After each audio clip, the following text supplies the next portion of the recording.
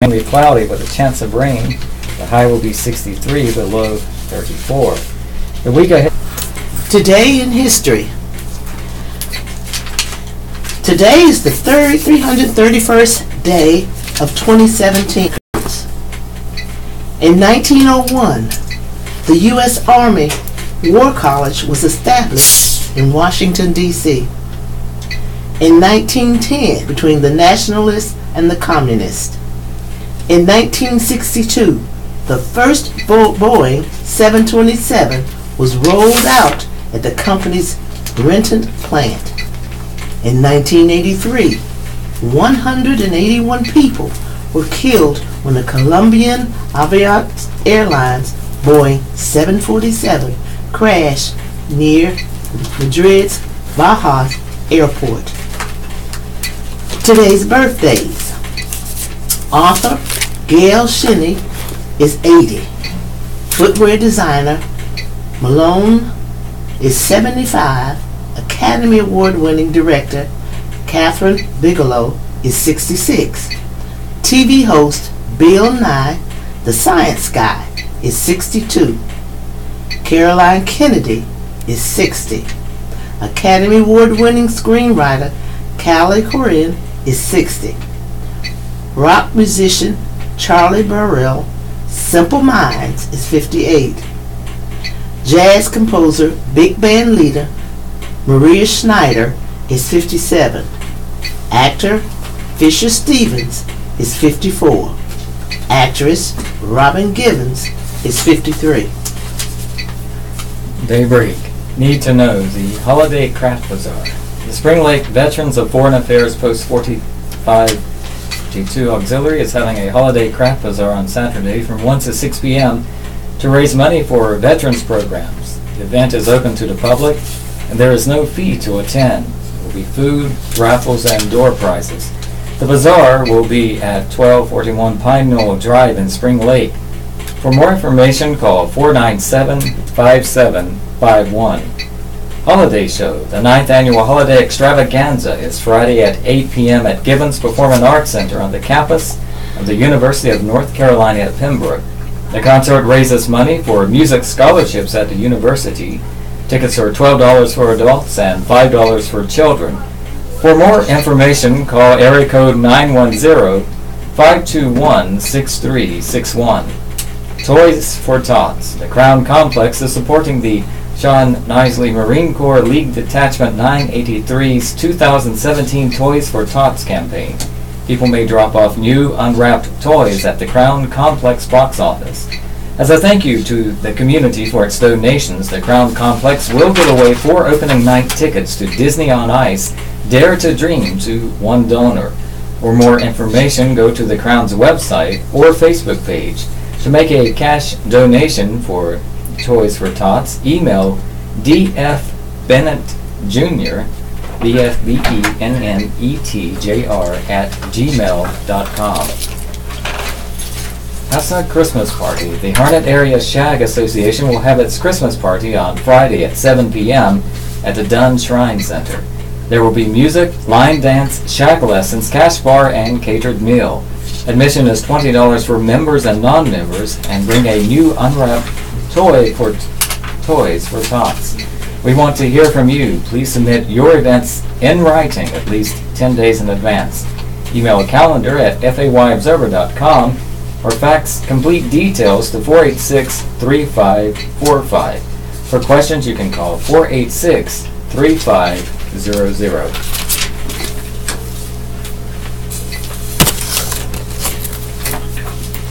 Wreck causes power outage.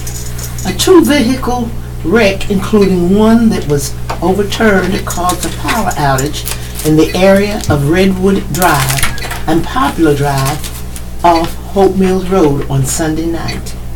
Fayetteville Police Department Specialist Jay Hickman said at least 2 people were taken to Cape Fear Valley Center after the wreck with non-life-threatening injuries. The names of the 2 people were not immediately available. One of the vehicles, a red sports utility vehicle, flipped over and became tangled in utility lines. Power was out as far as Hope Mills Road. The cause of the wreck remains under investigation. Fayetteville Public Commission employees were called to restore power. The estimated time of power being restored was not immediately available. Public safety. Cumberland County arrest. Nolan Wayne McLean Jr., 29 of the 100 block of East Everett Road in Parkton, was charged Saturday with 3 counts of possessing stolen goods, 3 drug violations, and misdemeanor resisting an officer. Bail was set at $10,500. Fred Alexander Holmes, 30 of the 6400 block of Rannoch Drive, was charged Saturday with 3 drug violations. Bail was set at $5,000. And driver crashes car into lake, Aberdeen. A 21-year-old Pinehurst man was charged with driving while impaired after driving his vehicle off the roadway and into a lake in Aberdeen on Saturday night. Emergency responders were called to the area in front of Bethesda Church on US 1 just before 12:45 a.m. to reports of a vehicle crashing into the lake. According to law enforcement officials at the scene, the Ford Escape drove down Sun Road in the Forest Hills neighborhood and across US 1 before going airborne and landing in the lake. Barry LaShawn Foster of Arnott Street in Pinehurst was able to escape the vehicle and make his way to the water's edge. Foster was transported to First Health Moore Regional Hospital, where he was evaluated before being taken to the Moore County Detention Center in Carthage. Foster was charged by the Aberdeen Police Department with driving while impaired, failure to stop for a stop sign, and simple possession of Schedule 6 controlled substance. Responders were initially concerned that there may have been a second victim in the vehicle, which had sunk into the water. However, it was confirmed the second person had not been in the vehicle at the time of the accident. A dive team based out of Cypress Point Fire and Rescue in Bass responded to the scene to assist in recovering the vehicle from the lake. The Observer's editorial: more aid for flood damage, but much left to do. It's nearly 14 months since Hurricane Matthew tore across eastern North Carolina, causing billions of dollars in flood damage. And in Cumberland and Robeson counties, there are still thousands of families struggling to repair or rebuild. Many of them lack flood insurance for perfectly good reasons. Nobody alive today has ever seen floodwater go where Matthew said it. And while damage was measured in the billions of dollars, recovery assistance has come by the millions. It has, in other words, fallen dramatically short of our needs. But there is still good reason for hope. The federal assistance tap may be running slowly, but it hasn't yet been turned off. Just last week, Mike Sprayberry, the director of the State Department of Emergency Management, announced that millions of dollars in federal assistance have become available for people whose homes and rental properties had been seriously damaged by the hurricane. The Federal Department of Housing and Urban Development has money earmarked for storm survivors in Cumberland, Robeson, and Edgecombe, and Wayne counties. The money will be distributed through HUD's Community Development Block Grant Program. The 4 counties were singled out to share in $236.5 million in grant money. Because they were hit by the hurricane, they'll get 80% of that grant money. Getting help begins with a phone call to set up an appointment at a soon-to-open application center.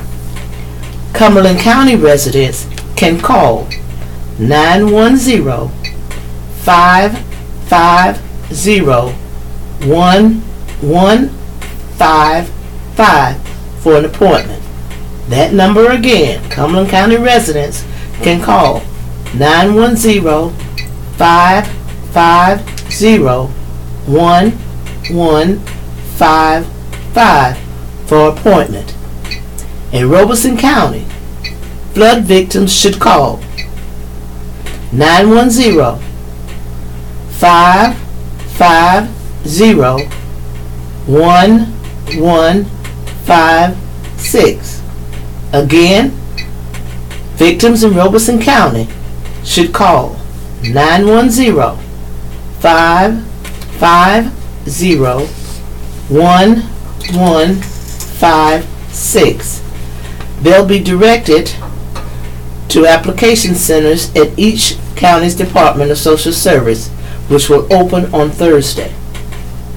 Cumberland County will get about $35 million over the life of the 3-year grant.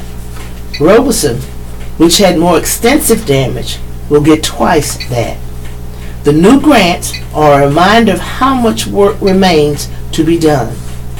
As the Fayetteville City Council gets back to work with some new members and new leadership next month, it will face continuing questions about how to repair infrastructure damage, especially the many public and private dams that were breached during the storm. And one of the council's biggest challenges remains upgrading the city's stormwater infrastructure that is inadequate for heavy rainstorms, let alone epic hurricane flooding. The city has millions of dollars set aside for stormwater work, but has struggled to come up with a plan for spending it and improving city drainage. But even when the money is all committed and the projects are underway, we'll still come up short on meeting normal needs, let alone be able to deal better with extraordinary storms. There's a larger question, too, that should concern every policymaker and elected leader from Fayetteville to Washington. What if this is the new normal? What if storms like Matthew are going to be more regular visitors? Not millennium floods, but problems that occur every decade or even more often. Matthew, after all, came just 18 years after the last storm of the millennium, Hurricane Floyd, and inundated eastern North Carolina. Call it climate change or call it a bad string of luck. The bottom line is that we need to better protect ourselves from serious flooding, and we're a long, long way from getting that done. Basketball opens under odoriferous clouds by George Will. The college basketball season has begun under two odoriferous clouds, making it reasonable to wonder why this athletic appendage of higher education seems so susceptible to swarminess. Here's a hint. The season will culminate in the March Madness tournament, for which the National Collegiate Athletic Association reaps for its well-compensated self and its members more than $700 million annually from various television entities whose coverage of the student athletes, the NCAA's cherished locution, will be interspersed with commercials for beer and pickup trucks. In September, an ongoing FBI investigation produced 10 indictments, including those of 4 Division I assistant basketball coaches from Arizona, Auburn, Oklahoma State, and Southern California, and an executive of Adidas, one of the shoe and apparel companies that spend princely sums to have their merchandise worn by college teams. Under Armour pays UCLA $18.7 million per year. One assistant coach is charged with accepting bribes to connect an amateur blue-chip recruit, presumptively MBA material, with a financial advisor. 17 days after these indictments, the NCAA's anemia was displayed when it said it could do nothing seriously punitive after its 7-year investigation of the University of North Carolina at Chapel Hill, last season's NCAA basketball champion. UNC administered for almost 2 decades a shadow curriculum of 188 fake classes in the formerly named African and Afro-American Studies Department, taken disproportionately, about half but not exclusively by athletes. The classes required no attendance and only a minor paper. The NCAA, what is the purpose, concluded that this was beyond its purview. The fraud was academic, not athletic, because some non-athletes also took the courses. Of the many proposals for fixing, or at least perfuming, the current system, the most common is to pay the players. This might serve equity. Karl Marx had a piece of a point. Exploitation is depriving workers of the value created by their labor. Coaches could share their share of the wealth. Kansas's Bill Self's total pay is $4,932,626. Duke's Mike Krzyzewski has $5,550,475. Kentucky's John Calipari is $7,435,376. And Louisville's Rick Pitino made $7,769,200 until he was fired in October. But paying the players sums commensurate with the value that their talents create would mean a few staggeringly large student-athlete salaries and comparative pittances for the rest. It also probably would make the players qualify as university employees. Hello, workers' compensation, unionization, and other intricacies, and still would leave so much money sloshing through the system that there would be ample incentives to cut corners for competitive advantages. The Wall Street Journal's delightfully acerbic Jason Gay notes that the NBA, an $8 billion business, could afford to have academies where athletic prodigies could hone their skills agreeably free from the higher education pretense. The NBA's developmental G League already is, for 18-year-olds, an alternative to college.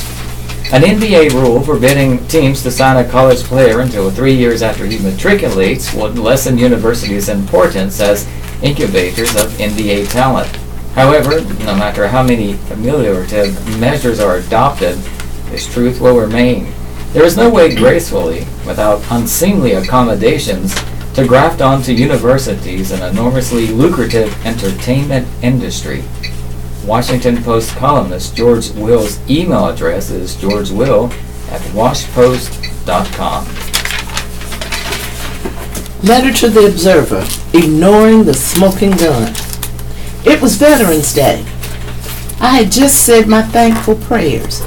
Then the media reported the damnedest thing. While in Vietnam, Trump again expressed his belief in Putin's election meddling denials. My initial thought was, what the? Surely Trump's cognizant of his son's public disclosure of email communication with Russian operatives. Below are relevant aspects of 3 of those communications. A. June 3rd, 2016, 10:36 a.m. From Rob to Junior. The prosecutor of Russia offered to provide the Trump campaign with some official document information that would incriminate Hillary and be very useful to your father. This is obviously very high-level, sensitive information, but it's part of Russia and its government support for Mr. Trump. What do you think is the best way to handle this information? I can also send this info to your father. It's ultra-sensitive, so I wanted to send it to you first. B. Junior responded 17 minutes later at 10:53 a.m. From Junior to Rob. Thanks, Rob. I appreciate that. If it's what you say, I love it, especially later in the summer. C. June 7th, 2016. From Junior to Rob. Great. It will likely be Paul Manafort, campaign boss, my brother-in-law, Jared Kushner, and me. Trump campaign officials and Russian operatives met on June 9th. These emails clearly demonstrate, by direct evidence, the Trump campaign had prior knowledge of malicious, intentional Russian interference favoring Trump in our 2016 presidential elections. To all those and your families who protect, serve this great country, Godspeed in all your endeavors. God bless America. House fire displaces 2 occupants. Fire damaged a home Friday in the Shadow Lawn neighborhood off Bailey Lake Road, displacing 2 occupants, the Fayetteville Fire Department said. The fire at 1840 Berrydale Drive near Shadow Lane was reported at 8:05 p.m., according to a fire department news release. Heavy black smoke was inside the single-story house when firefighters arrived, the release said. Initially, firefighters were told of the possibility of ammunition near the area of the fire, but none was found. Firefighters rescued a dog in the home, but a cat died from smoke inhalation. There were no injuries to the occupants or the firefighters. The fire started when an occupant was attempting to light a fire in a living room fireplace. About 25% of the 1,194 square foot home was damaged, the release said. The home is owned by Hector David and his wife, Brunilda and Diana Lee, according to Cumberland County tax records. Driver charged in fatal hit and run in Rayford. A woman was charged after she drove away after hitting a 20-year-old pedestrian who later died early Thursday, Thanksgiving morning, authorities said.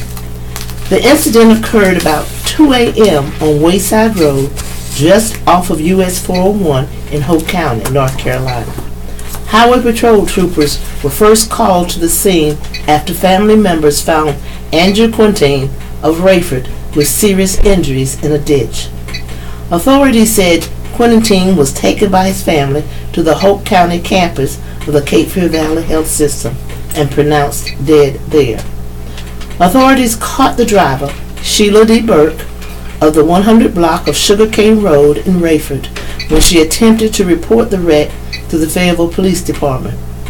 Burke was arrested and charged with leaving the scene of a hit and run causing death, misdemeanor, filing of false police report, misdemeanor, driving while impaired, misdemeanor, driving while left of center, and misdemeanor, expired registration, authorities said. Her bail was set at $500,000. Soldier found dead in Bragg Barracks. A Fort Bragg soldier was found dead in his barracks room on Thanksgiving Day. Private First Class Nicholas C. Martinez had been in the Army for a little more than a year, officials said. He was training to become a Special Forces soldier. According to the U.S. Army, John F. Kennedy Special Warfare Center and School, Martinez was assigned to the Student Support Battalion, 1st Special Warfare Training Group. He was found unresponsive on Thursday evening, officials said. His death is under investigation. Martinez of Moultrie, Georgia, enlisted in the Army in September of 2016. Prior to coming to Fort Bragg for Special Forces training, he had trained at Fort Benning, Georgia. At the Special Warfare Center and School, Martinez had completed the Special Forces Preparatory and Conditioning course and was awaiting additional training.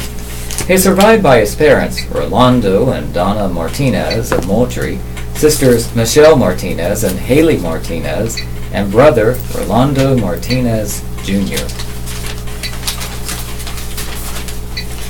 Now is the time to make your donation. With the holiday weekend over, it's time to get back to work.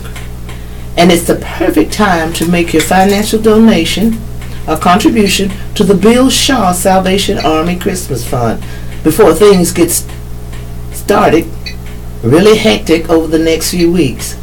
We're adding $1,600 to our list today, which puts us over the 10,000 mark. We still have quite a long ways to go, friends. This year, the Salvation Army is trying to help 1,229 families in Cumberland and neighborhood counties who can't afford to provide a decent Christmas to their children. Your gift ensures that every child wakes up on Christmas morning with a present under the tree. But it also does much more. The Bill Shaw Fund pays for all the other essential programs the Salvation Army does throughout the year, from feeding the homeless to after-school tutoring. Send your tax-deductible check to the Bill Shaw Salvation Army Christmas Fund, 220 East Russell Street, Fayetteville, North Carolina, 28301, or drop it off during normal business hours. Acknowledged, $8,858.71. Hannah Abrahams, 30. Loretta Armstrong, 250. Alice Asker, 30. Ken Everett, 200. Hildebrand Brent Jr., 35. W.J. Brittingham, 20. Daniel Conley, 50. Emojine Huff, $100. Julian King, 35, Gloria Lewis, 50, Ressie Poe, 20, Charles Smith, 25, Anonymous, $773.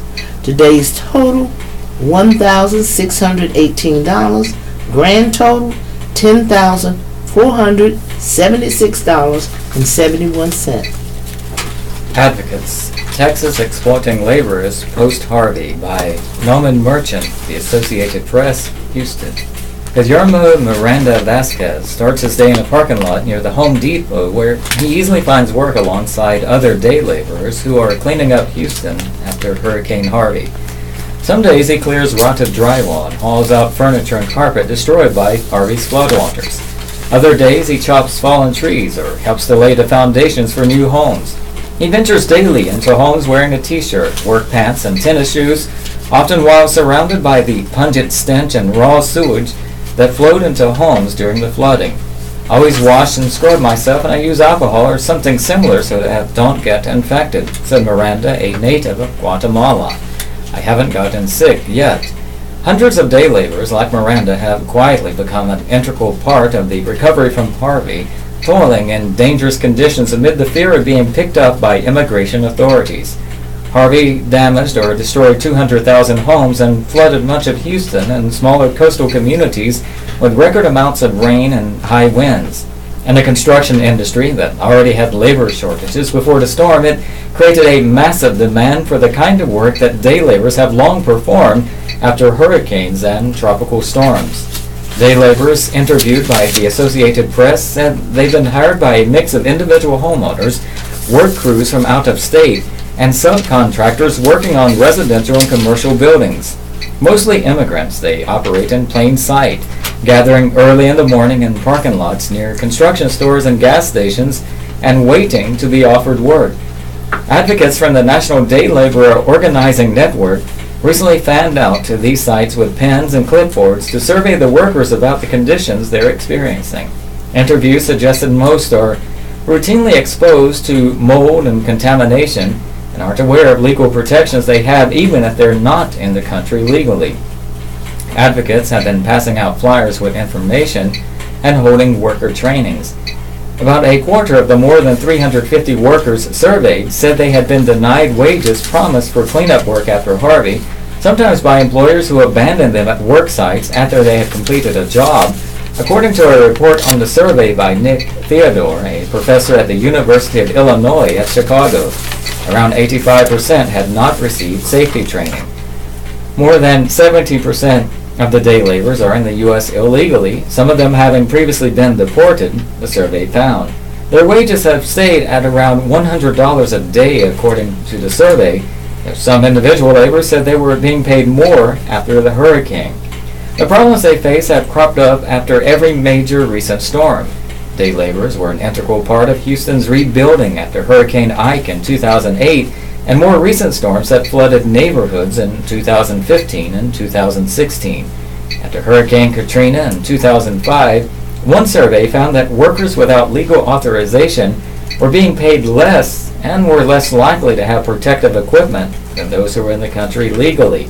But while the federal government temporarily suspended some work authorization laws after Katrina, the Trump administration ramped up immigration-related arrests this year and resumed field operations after Harvey. And Texas this year passed a law that prohibits police departments from stopping their officers from asking people about their legal status or cooperating with federal immigration authorities.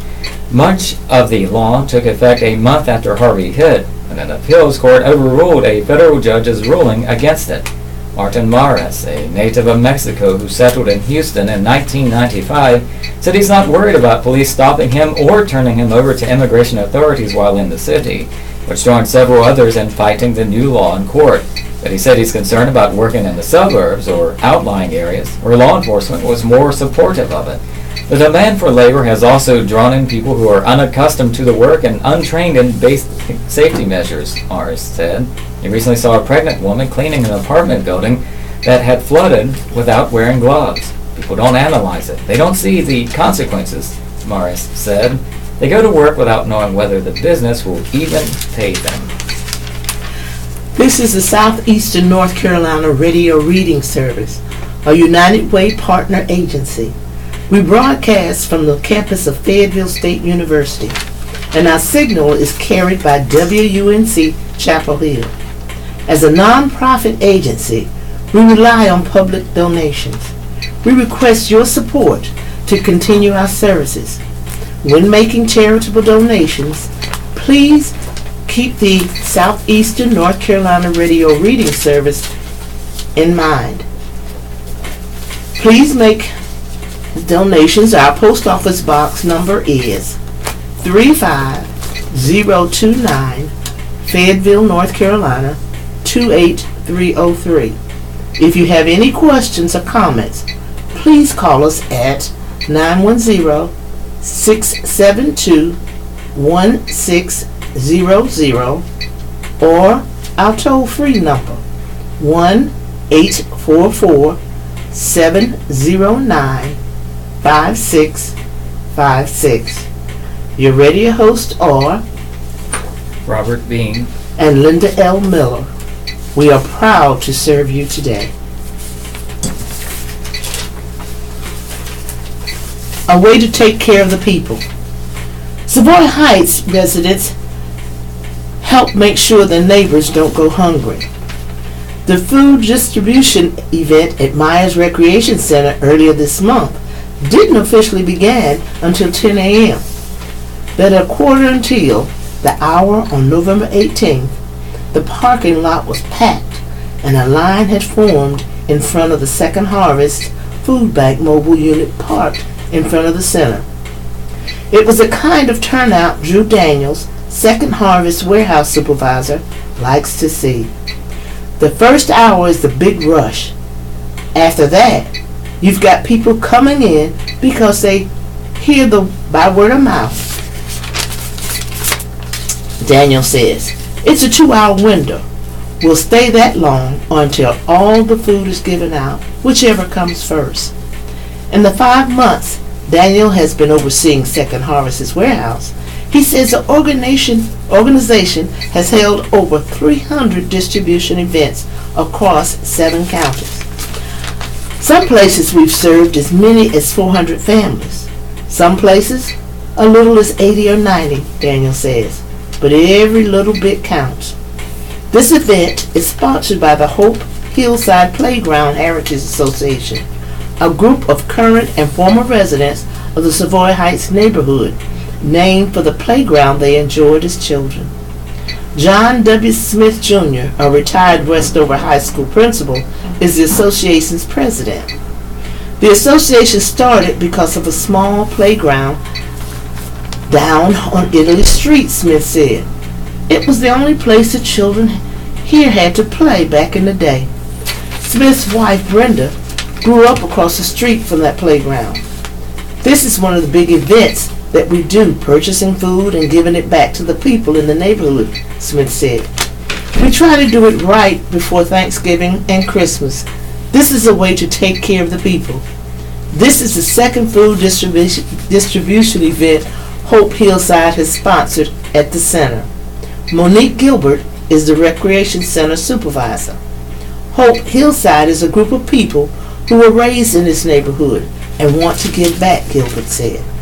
We provide a location for them to do that, and we distributed flyers to our residents and spread the word about this event. Residents of 45 streets and the around Savoy Heights were eligible to pick up food. There were elderly residents and multi-generation families, as well as some with small children, helping to carry grocery bags and cardboard boxes filled with food. Some of them, like Clarence Purdy, have called Savoy Heights home their entire lives. Purdy has lived on Ellis Street all of his 54 years. He lives with and takes care of his 94-year-old mother, Mary Purdy. Purdy does landscaping work, which has slowed down since the seasons turned over. He picks up a bag of food and 2 long loaves of bread. It's free food, Purdy says, and we can use it. Trump says electing more foe a disaster by Joe Colvin, the Associated Press, West Palm Beach, Florida. President Donald Trump said Sunday that electing a Democrat as Alabama's next senator would be a disaster, making clear the success of his legislative agenda outweighs widespread GOP repulsion at the prospect of seating Republican Roy Moore, who was dogged by allegations of sexual misconduct. The allegations, including claims that the 70-year-old Moore sexually assaulted or molested 2 teenage girls while he was in his 30s, have made the December 12th election a referendum on the character of the country that transcends partisan politics, said GOP Senator Tim Scott of South Carolina, as the party establishment cringed at Trump's latest intervention in the closely contested race. In my opinion, and in the opinion of many Republicans and conservatives in the Senate, it is time for us to turn the page because it is not about partisan politics. It's not about electing Republicans versus Democrats, Scott said Sunday on ABC's This Week. It's about the character of our country, he said. Trump on Sunday once again plunged himself into the race, declaring in a pair of tweets, without mentioning Moore by name, that electing Moore's Democratic opponent, Doug Jones, would be a disaster. The last thing we need in Alabama and the U.S. Senate is a Schumer-Pelosi puppet who is weak on crime, weak on the border, bad for our military and our great vets, bad for our Second Amendment, and wants to raise taxes to the sky, he wrote from Florida, referring to Democrats' congressional leaders Chuck Schumer and Nancy Pelosi. A few hours later, Jones issued a statement that made no mention of Trump's tweet and instead took aim at Moore, calling him unfit for office. Doug Jones is continuing to focus on finding common ground and getting things done for real Alabamians, the statement said. Trump had stayed silent on Moore for days until all but endorsing him while departing for Washington last week. The president dismissed questions from reporters about his willingness to back a Republican accused of sexual assault over a Democrat. 2 women have accused Moore of sexually assaulting or molesting them decades ago when he was in his 30s and they were teenagers. At least 5 others have said he pursued romantic relationships when they were teenagers and he was a prosecutor. Moore vehemently denies the allegations. Trump, who won the election despite facing more than a dozen accusations of sexual misconduct himself, appeared last Tuesday to shrug off the allegations against Moore, saying 40 years is a long time. Trump has no campaign events for Moore scheduled at this time, said White House spokeswoman Lindsey Walters. Top Republicans in Congress, including Senate Majority Leader Mitch McConnell and House Speaker Paul Ryan, have called for Moore to lead the race, and the Republican National Committee and the National Republican Senatorial Committee have pulled their support for his campaign. Republican Senator Lindsey Graham of South Carolina, who has called also for Moore to step down, said Sunday on CNN's State of the Union that Trump is definitely trying to throw a lifeline to Roy Moore. But Graham said when it comes to Moore, it's unclear what winning looks like. If he wins, we get the baggage of him winning, and it becomes a story every day about whether or not you believe the women or Roy Moore. Should he stay in the Senate? Should he be expelled? If you lose, you give the Senate seat to a Democrat at a time when we need all the votes we can get, he said, referring to the Republicans' current 52-48 majority in the Senate. The moral of the story is don't nominate somebody like Roy Moore who could actually lose a seat that any other Republican could win, Graham said. Senator John Thune of South Dakota, the number 3 Republican in the Senate, said he'd like to see Trump come out and support what many of us have said, and that is that Roy Moore needs to step aside and allow somebody else to be a write-in candidate. He said on Fox News Sunday that if Moore ends up winning and comes to Washington in January, it will be the immediate subject of an ethics investigation, which is going to be a cloud that he'll be operating in, and it's going to be a distraction for us and for our agenda. The Republican leaders were a write-in candidate could wind up helping Jones by splitting the GOP vote. Trump-backed incumbent Senator Luther Strange in the September Alabama Republican primary, but moved quickly to embrace Moore after he won. Local and state, inside politics. 4 show interest in Mayor Pro Tem seat. The race for Fayetteville's Mayor Pro Tem has become crowded, and it will be Mayor-elect Mitch Colvin's first test at building consensus on the City Council.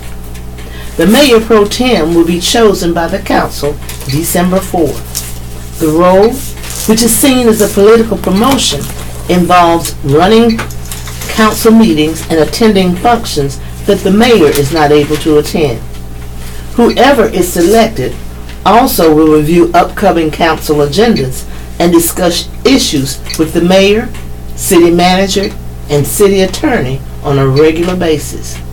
3 incumbents, Larry Wright, Kathy Jensen, and Ted Moen, have expressed interest in the role. Multiple sources have told the Fayetteville Observer that DJ Hare, a former city councilman who took time off and won back a seat in this year's election, also is interested. Hare did not answer when asked if he was interested in the position. I'm not 100% where everyone is concerning Mayor Pro Tem, Hare said. Hopefully, more will be known next week. Colvin, the current Mayor Pro Tem, spoke highly of all 4 council members. All of them have great attributes, Colvin said. But Colvin said he has one person in mind for the job, though he wouldn't say who. He said he did not want to influence the decision as he only has one vote. Wright said he has mentioned his interest to Colvin. I do think I'm qualified, Wright said, but if I'm not chosen, I will serve to the best of my abilities. Jensen said she too is qualified for the position. I know I have the time and experience that is needed to be an effective mayor pro tem, and if honored by my colleagues, I will serve the mayor, council, and city staff to the best of my abilities, Jensen said. Moen, Jensen, and Wright said they believe the next mayor pro tem should be someone who served on the last council, which would exclude Hare. If the council doesn't elect me, then it should be one of us that has been on the council because of all the ongoing projects we have, Moen said. Wright agreed with Moen's sentiment. Someone that has served on the last council should have dibs for mayor pro tem, Wright said. It's based on relationships. Incumbent city council members Bill Crisp and Jim Arp both confirmed that they will not be bidding for mayor pro tem. I'm a behind-the-scenes man, Crisp said.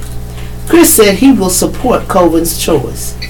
Arp said he is keeping an open mind about all of the candidates.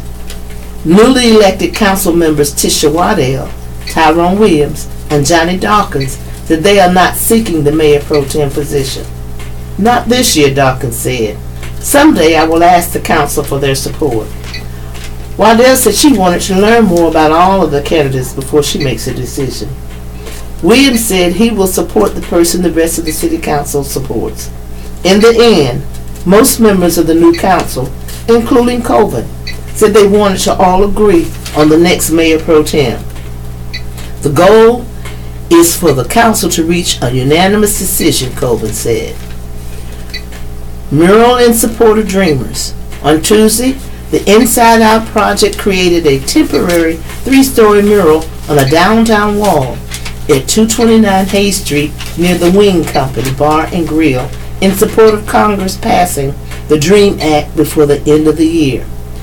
Launched by artist J.R., the Inside Out Project visited 35 cities throughout the United States to take portraits of people to show America's diversity. The DREAM Act, which is an acronym for Development, Relief, and Education for Alien Minors Act, is a legislative proposal that would allow alien minors to get their temporary residency documents and later permanent residency under certain conditions. It shows we are all dreamers and all children of immigrants, Lizzie Lewis said, a project spokesman. By 3 p.m., more than 150 people had stopped by to get a portrait taken. The organizers printed the portraits on water-based sheets and posted them in a grid. Lewis said the portraits would remain there up to 2 months, depending on the weather. Complaint dismissed. Federal officials have dismissed a complaint that accused 9th District Republican congressional candidate Mark Harris of Charlotte of violating election law, he said Tuesday. Prominent Fayetteville Republican backer and fundraiser Terry Hutchinson, who supports incumbent Roger Pittenger, of Charlotte filed the complaint in July. Hutchinson alleged that the Harris campaign started on June 11th and quickly raised or spent at least $5,000. So by law, he had 15 days until June 26 to file his candidacy paperwork.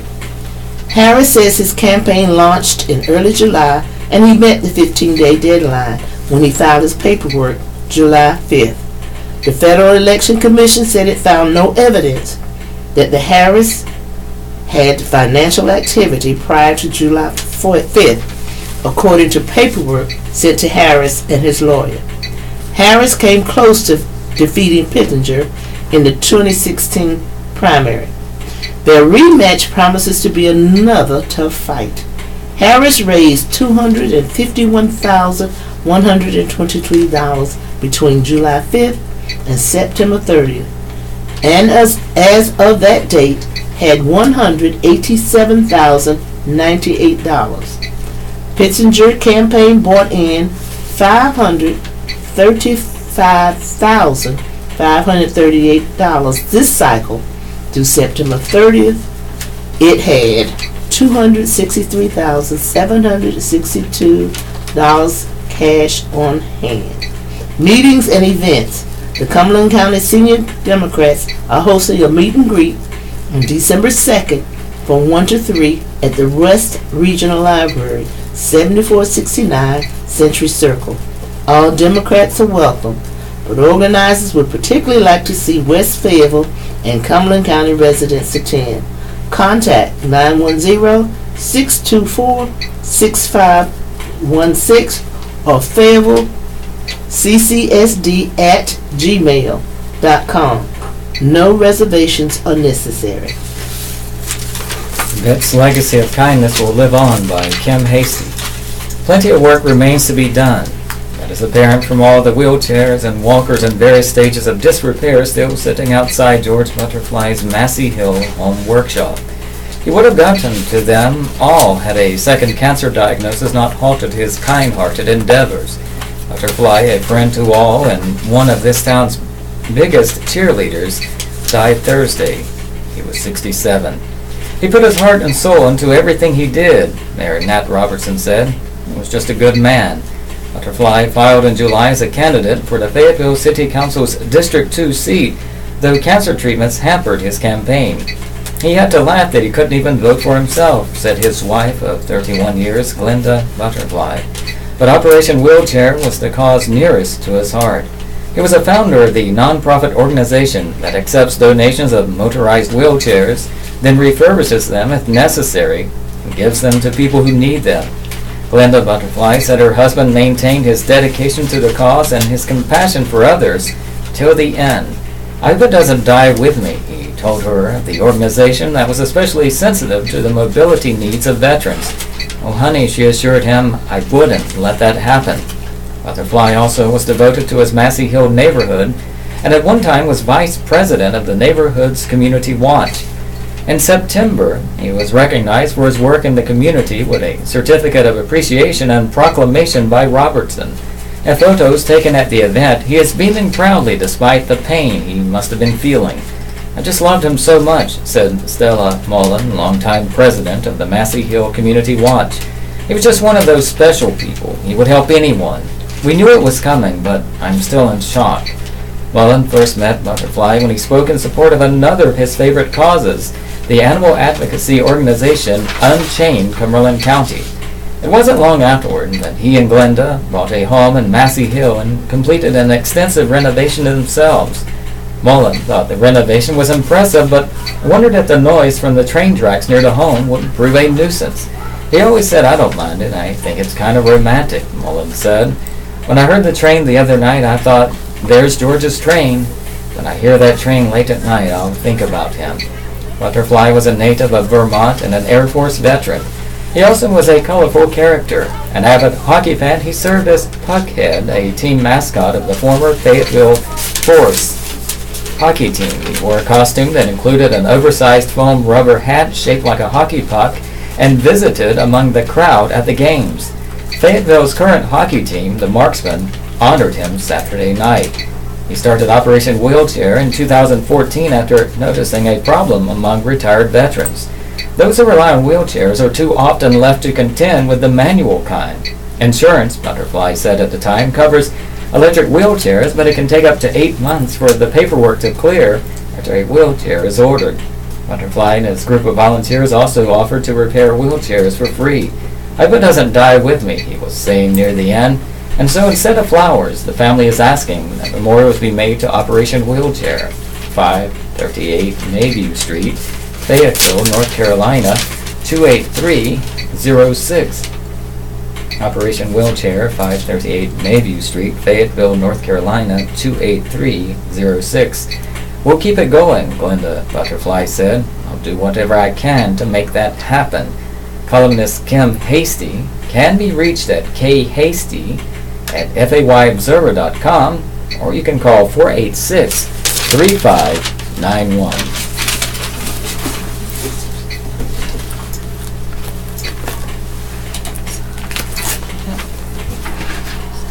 This is the Southeastern North Carolina Radio Reading Service, a United Way partner agency.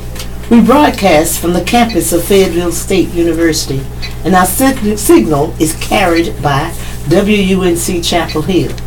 As a non-profit agency, we rely on public donations. We request your support to continue our services. When making your charitable donations, please remember the Southeastern North Carolina Radio Reading Service. Our post office box number is 35029, Fayetteville, North Carolina, 28302. If you have any questions or comments, please call us at 910-672-1600 or our toll-free number 1-844-709-5656.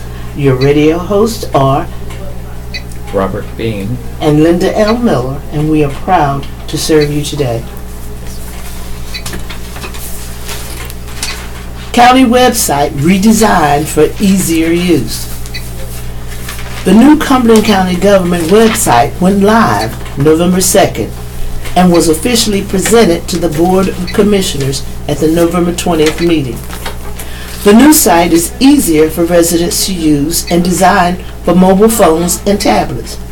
The county's Public Information Office and Information Service Departments partnered to create the new website, which was built in-house and uses content management software that allows departments to update their information when needed.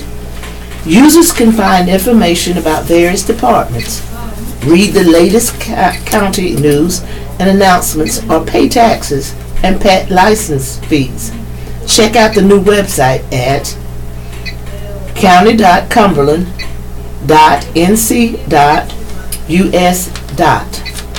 Food drive. Share food with the needy by donating to the annual Cumberland County Government Employee Food Drive. Non-perishable food items are being collected at county buildings through December 13th and will be given to the Fayetteville Urban Ministry and Salvation Army for distribution to local families. County buildings where you can drop off food include the Judge E. Morris Braswell Courthouse at 117 Dick Street and the Department of Social Services at 1225 Ramsey Street. Look for the marked green plastic bins inside the entrances. Suggested food items include canned meats, vegetables and fruit, as well as sturdy bags or boxes of rice, pasta, dried beans, sugar, flour, coffee, and grits. Plastic jars of peanut butter and jellies are appreciated. Please do not bring any food in glass containers. Housing program. Was your home damaged during Hurricane Matthew? Help is available. If you need repairs to your home from damage caused by Hurricane Matthew in October 26, the state of North Carolina may be able to assist you through the Community Development Block Grant Discovery Disaster Program. Funds are available for eligible homeowners. Go to rebuild. nc.gov/apply for more information. Water quality. Cumberland County is working to ensure that the public is kept informed about the presence of Gen X and any other compounds in private drinking and surface water sources near the Kimmel plant, which is near the Cumberland and Bladen County line. For more information, visit the Gen X information page on the county's website at county.cumberland.nc.us. Health grant. The Department of Public Health's Environmental Health Division was awarded $11,000 to participate as a mentor in the Food and Drug Administration Retail Program Standards. The award was sponsored by the National Association of County and City Health Officials Mentorship Program.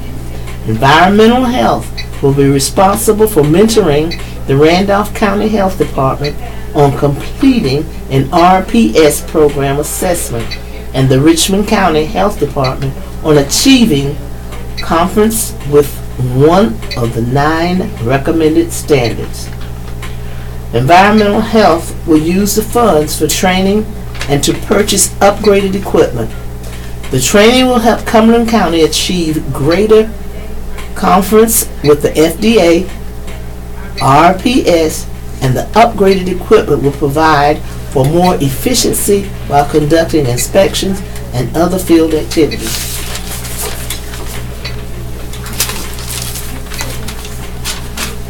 Woman faces prostitution charges. A Fayetteville woman is accused of operating a prostitution business and taking a cut from the profits of 2 employees.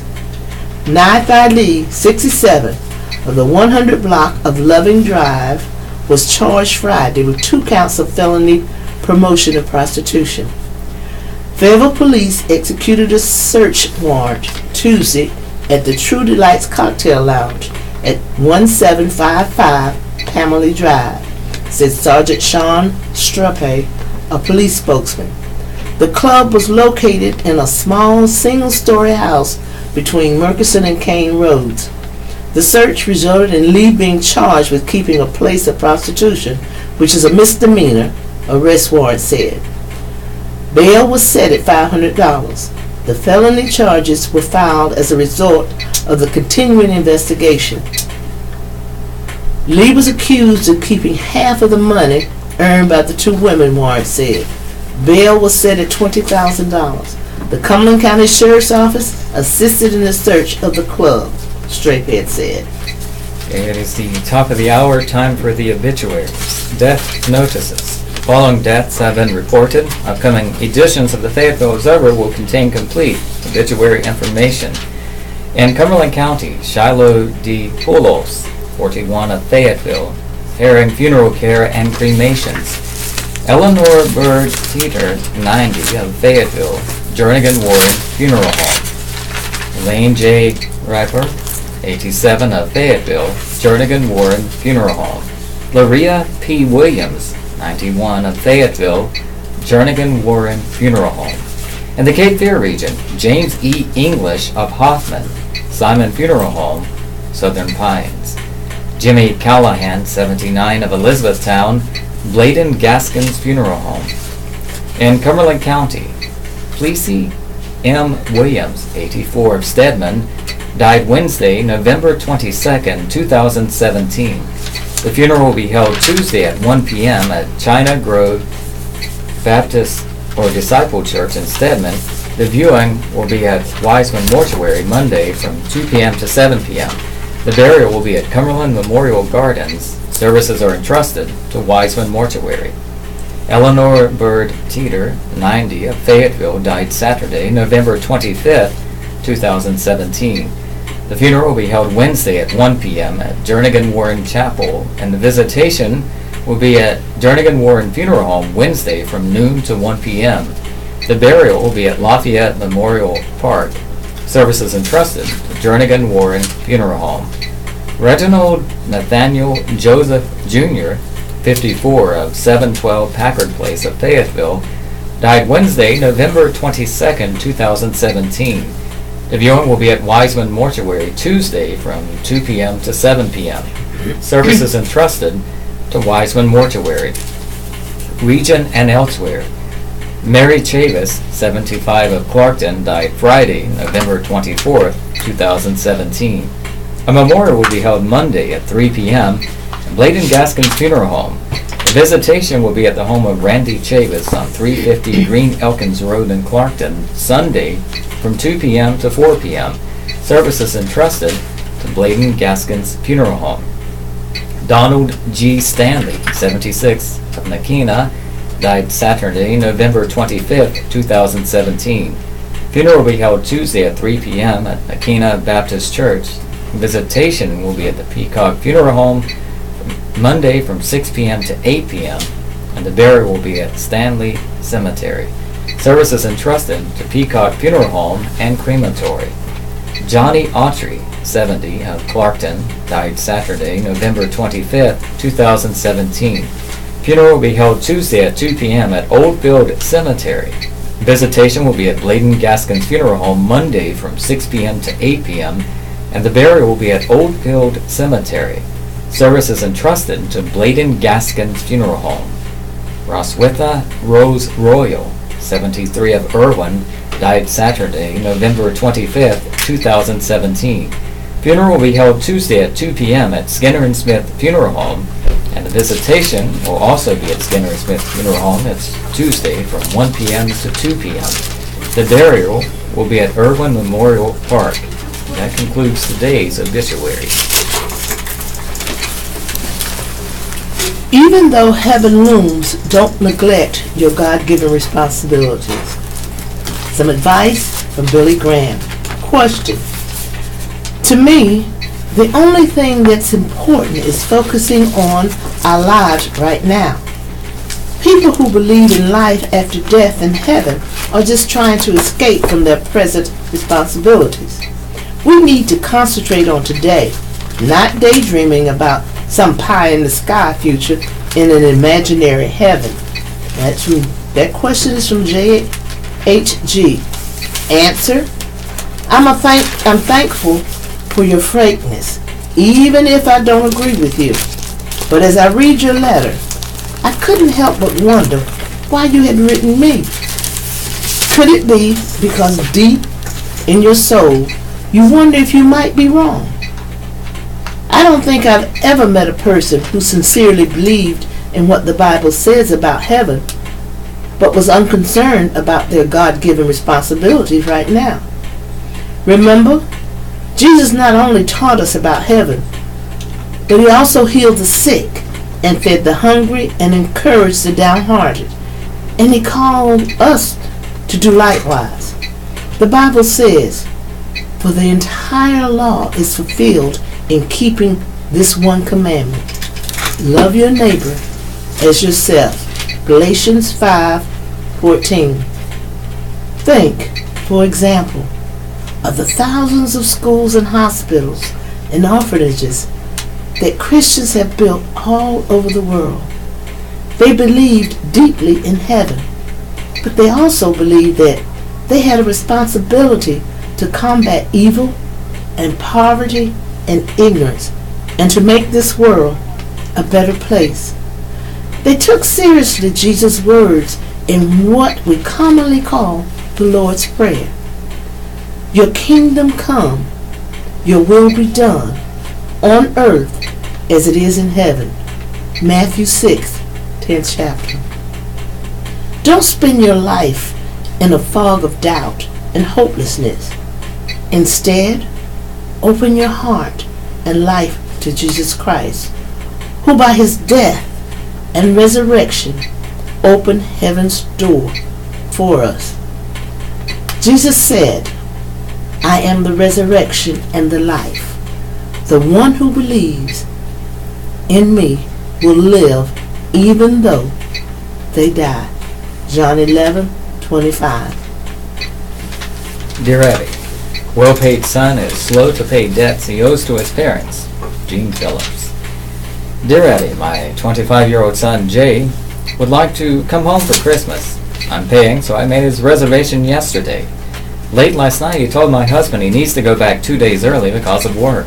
This change will cost around $150 more than the $215 I'm already paying. Although my son earns a six-figure salary, he is unable to pay his student parent loan on time each month. When he's late, I get harassing emails and phone calls. The loan is in my name because Jay blew all of the $60,000 he got from a settlement, and he begged me to do this for him so he could graduate.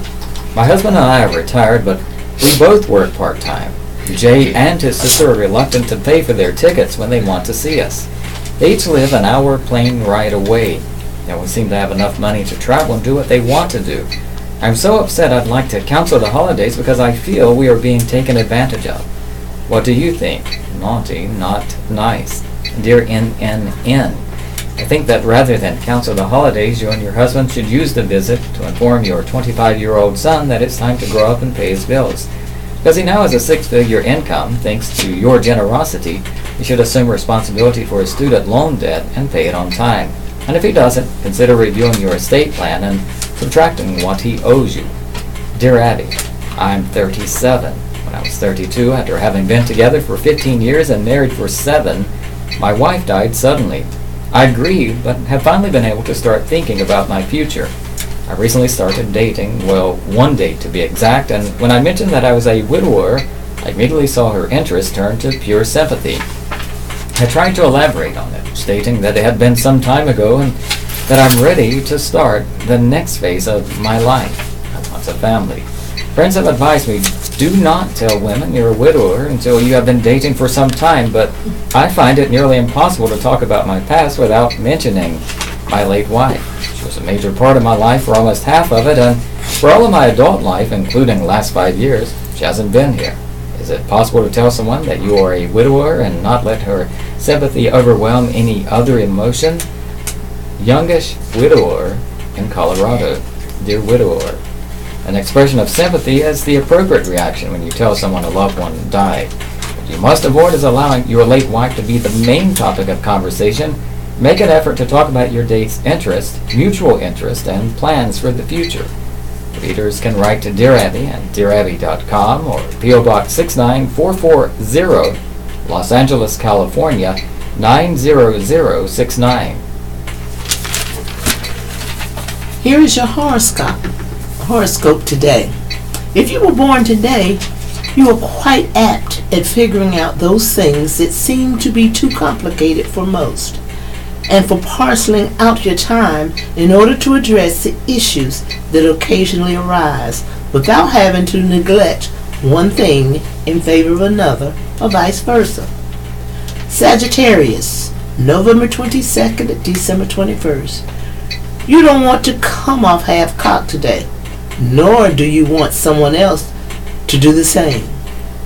Capricorn, December 22nd, January 19th. An idea you've had faith in for some time proves to be worth only so much. Don't let disappointment affect your judgment. Aquarius, January 20th, February 18th. You may have trouble fitting everything in today, but you must do all you can to satisfy everyone's request for your time. Pisces, February 19th to March 20th. You can make an early start today and get ahead of the pack. This proves essential to your overall plan and gives you a boost. Aries, March 21st, April 19th. You needn't announce your every move today. Indeed, you were best served by keeping things carefully hidden from others. Taurus, April 20th, May 20th.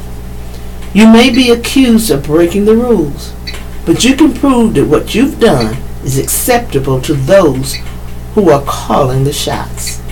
Gemini, May 21, June 20th. Your ability to see through deception serves you quite well today.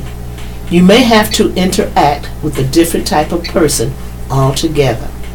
Cancer, June 21st to July 22nd. You are trying to give someone else what he or she needs, but you are neglecting yourself in the process. Try to strike a healthy balance. Leo, July 23rd, August 22nd. You have what it takes to do what it is asked of you, as long as you keep your personal judgments from hampering your decision-making process. Virgo, August 23rd, September 22nd. It's a good time for you to make a plan that requires you to separate yourself from the crowd. A certain amount of isolation can be good for you. Libra, September 23rd, October 22nd. You may be surprised by the progress made by a rival today, since he or she is doing what you did recently, but to little effect. Scorpio, October 23rd, November 21st. Congratulations are in order today, but are you giving or receiving the accolades? You can surely set yourself up for success. Veterans are key. A surge of states OK medical pot for PTSD. Associated Press, New York. It was a telling setting for a decision on whether post-traumatic stress disorder patients could use medical marijuana. Against the backdrop of the nation's largest Veterans Day parade, Democratic Governor Andrew Cuomo announced this month he'd signed legislation making New York the latest in a fast-rising tide of states to OK therapeutic pot as a PTSD treatment, though it's illegal under federal law and doesn't boast extensive, conclusive medical research. 28 states plus the District of Columbia now include PTSD in their medical marijuana programs, a tally that has more than doubled in the last 2 years, according to data compiled by the Pro-Legalization Marijuana Policy Project. A 29th state, Alaska, doesn't incorporate PTSD in its medical marijuana program, but allows everyone over 20 to buy pot legally. The increase has come amid increasingly visible advocacy from veterans groups. Retired Marine Staff Sergeant Mark D. Pascal says the drug freed him from the 17 opioids, anti-anxiety pills, and other medications that were prescribed to him for migraines, post-traumatic stress, and other injuries from service that included a hard helicopter landing in Iraq in 2005. I just felt like a zombie and I wanted to hurt somebody, says D. Pascal, a co-founder of the Rochester, New York-based Veterans Cannabis Collective Foundation. It aims to educate vets about the drug he pointedly calls by the scientific name cannabis. De Pascal pushed to extend New York's nearly 2-year-old medical marijuana program to include post-traumatic stress. He qualified because of other conditions, but felt the drug eases anxiety, sleeplessness, and other PTSD symptoms and spur him to focus on wellness. Do I still have PTSD? Absolutely, says De Pascal, 42. But I'm back to my old self. I love people again. And a sign of how much the issue has taken hold among veterans, 2.2 million member American Legion began pressing the federal government this summer to let Department of Veterans Affairs doctors recommend medical marijuana where it's legal. The Legion started advocating last year for easing federal constraints on medical pot research, a departure into drug policy for the nearly century-old organization. People ask, aren't you the Law and Order group? Well, yes, we are, Executive Director Verna Jones said at a Legion-arranged news conference early this month at the U.S. Capitol. But when veterans come to us and say a particular treatment is working for them, we owe it to them to listen and to do scientific research required. Even Veterans Affairs Secretary Dr. David Shulkin recently said there may be some evidence that this, medical marijuana, is beginning to be helpful, while noting that his agency is barred from helping patients get the illegal drug. A few prescription drugs containing a synthetic version of a key chemical in marijuana do have federal approval to treat chemotherapy-related nausea. Medical marijuana first became legal in 1996 in California for a wide range of conditions. New Mexico in 2009 became the first state specifically to include PTSD patients. States have signed on in growing numbers, particularly since 2014. Outer Banks Museum needs to be moved. Nag's Head. Chaz Winkler walked along the roadside next to a rare, undeveloped track on US 158. He crossed a shallow ditch and ducked under the cedar limbs to enter a natural Outer Banks habitat of wax myrtles, prickly pears, an oasis among shopping centers and restaurants. Winkler looked east toward the row of traditional shingle-side Nags Head cottages along the ocean front. "The store is going to come in right here," he said. "As you can see, we will still be looking over the historic district." Winkler and his partner, Dorothy Hope, plan to pick up and truck the 103-year-old two-story building that houses the Outer Banks Beachcomber Museum from North Carolina, 12 near the ocean front, to US 158, about 450 feet away. The 30,000 square foot track sits 8 feet higher than the current site. That's a lot. While the shingle structure hasn't flooded since the 1962 Ash Wednesday storm, others like Hurricane Matthew in October 2016 have left water swirling around the museum, threatening to inundate support timbers, buckle hardwood floors, and leave behind dampness and mildew that could ruin the museum's valuable contents. The building is listed with the National Register of Historic Places and houses the collections of Nellie Merle Pridgeon, who walked the beaches plucking treasures from the sand for 60 years. Shelves that once held cans of beans and jars of pickles when her parents ran one of the few stores in Nags Head now display bowls of shells, jugs of sea glass, vintage bottles, and shipwrecked artifacts. The stockpile has a worldwide reputation chronicled in magazines, books, newspapers, and websites. The layout appears much as it did when Nellie died in 1992. Winkler and Hope are trying to raise $200,000 through direct donations and Indiegogo, an online crowdfunding site, to move the store and the 84-year-old two-story house behind it, and to install parking, a foundation, and septic system. It's a lot more profitable to own a rental than to save Outer Banks history, he said. "We should be saving history. This is the land of beginnings." Members of the Nags Head Beach Cottage Row Historic District bought 6 of 8 lots in the track at an auction earlier this year, he said. Patrick and Kathy Thrask, homeowners within the district, bought 2 of the parcels for $220,000 for the museum. They plan to swap the properties later.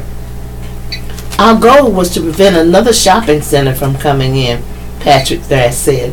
"We just love Nags Head and the historic section. This would not be the first time the old store has moved."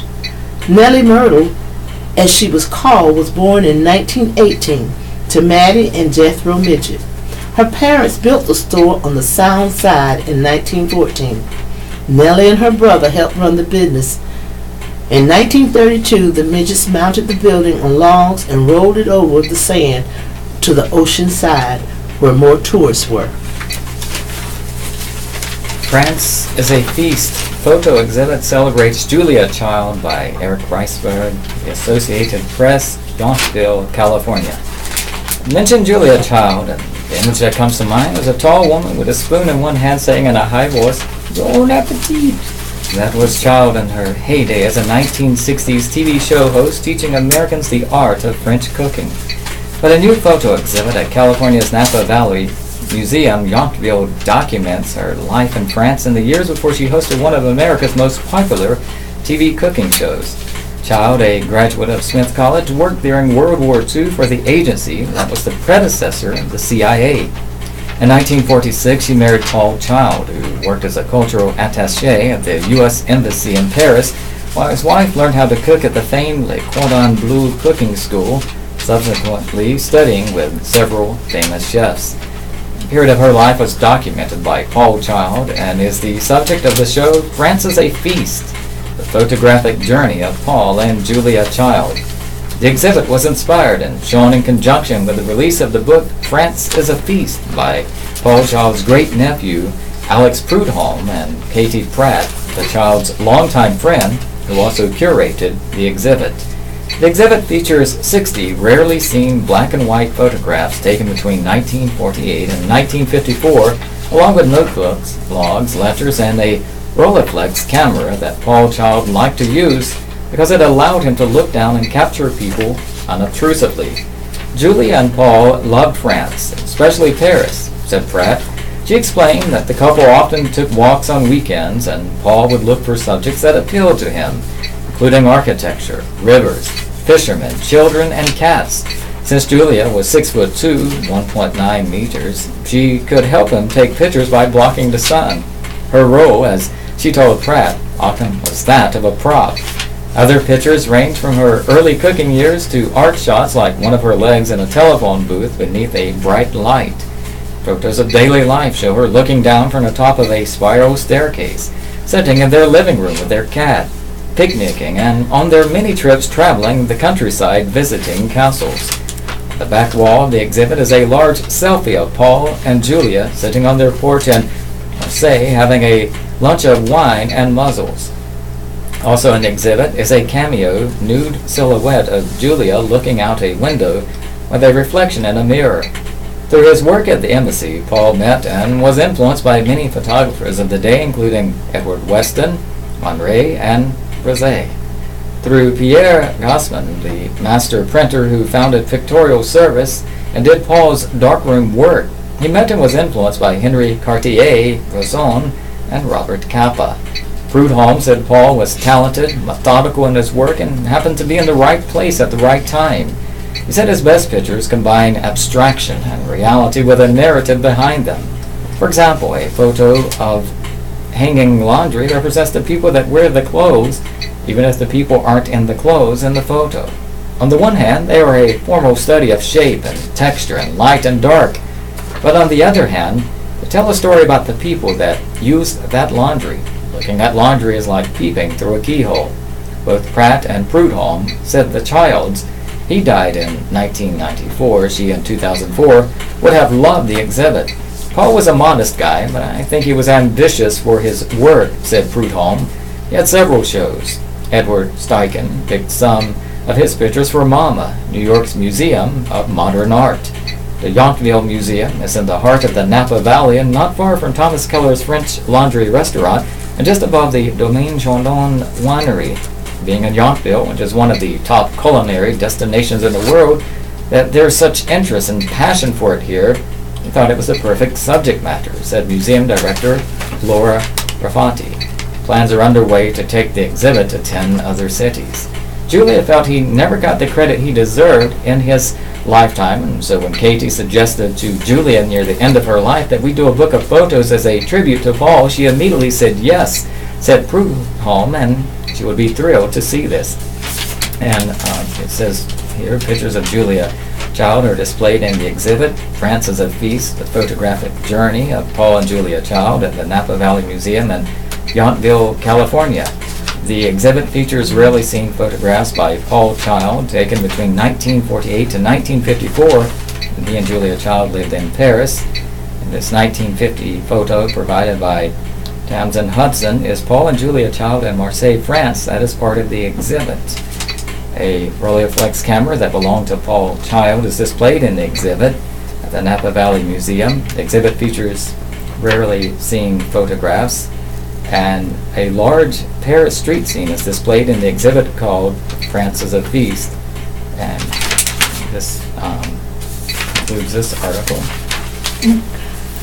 This is the Southeastern North Carolina Radio Reading Service, a United Way partner agency. We broadcast from the campus of Fayetteville State University, and our signal is carried by WUNC Chapel Hill. As a nonprofit agency, we rely on public donations. We request your support to continue our services. When making a charitable donation, please keep the Southeastern North Carolina Radio Reading Service in mind. Our post office box number is 35029, Fayetteville, North Carolina, 28303. If you have any questions or comments, please call us at 910-672-1600 or our toll-free number 1-844-709-5656. Your radio hosts are Robert Bean, and Linda L. Miller. We are proud to serve you today.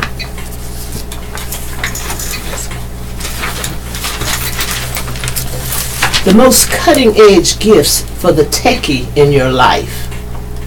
There is probably someone you go to for help for all your technology needs. So, how can you give something good to the tech-savvy person in your life? Here are some suggestions for gifts to delight those who are always looking at the hottest tech trends and products. iPhone X, Apple's highest and smartphone, is kitted out with all the bells and whistles at its disposal, especially facial recognition technology that has supplanted the trusty fingerprint reader. As with all cutting-edge tech, this isn't for the faint of heart, both in terms of price and in willingness to try something new. You still won't find a headphone jack with the iPhone X. Apple also ditched the home button in favor of new navigation gestures that may take some time to get used to. But you do get advanced camera features and a larger screen, 5.85 inches, in case you're wondering. That takes up nearly all of the smartphone's front. You also get access to Apple's full suite of augmented reality features, including games that blend the real and digital worlds, as well as animated emoji. Apple also promises better battery life and a water-resistant body, so it should be able to take what your day throws at it. Price, $999 and up. Kindle Oasis. Amazon has finally made a waterproof Kindle, the second generation Kindle Oasis. While e-readers may not top your mental list of cutting-edge gadgets, there is enough additional tech in this super light premium device to warrant it. The e-reader is designed to fit well in hand and boasts weeks of battery life. The new Kindle Oasis has a larger screen at 7 inches with an adaptive light in front that automatically adjusts to fit the environment around you. It also syncs with your Audible audiobooks, so you can listen or read or use the e-reader as a repository for your audiobooks. Just keep in mind that you'll need wireless headphones to listen, because there isn't a headphone jack.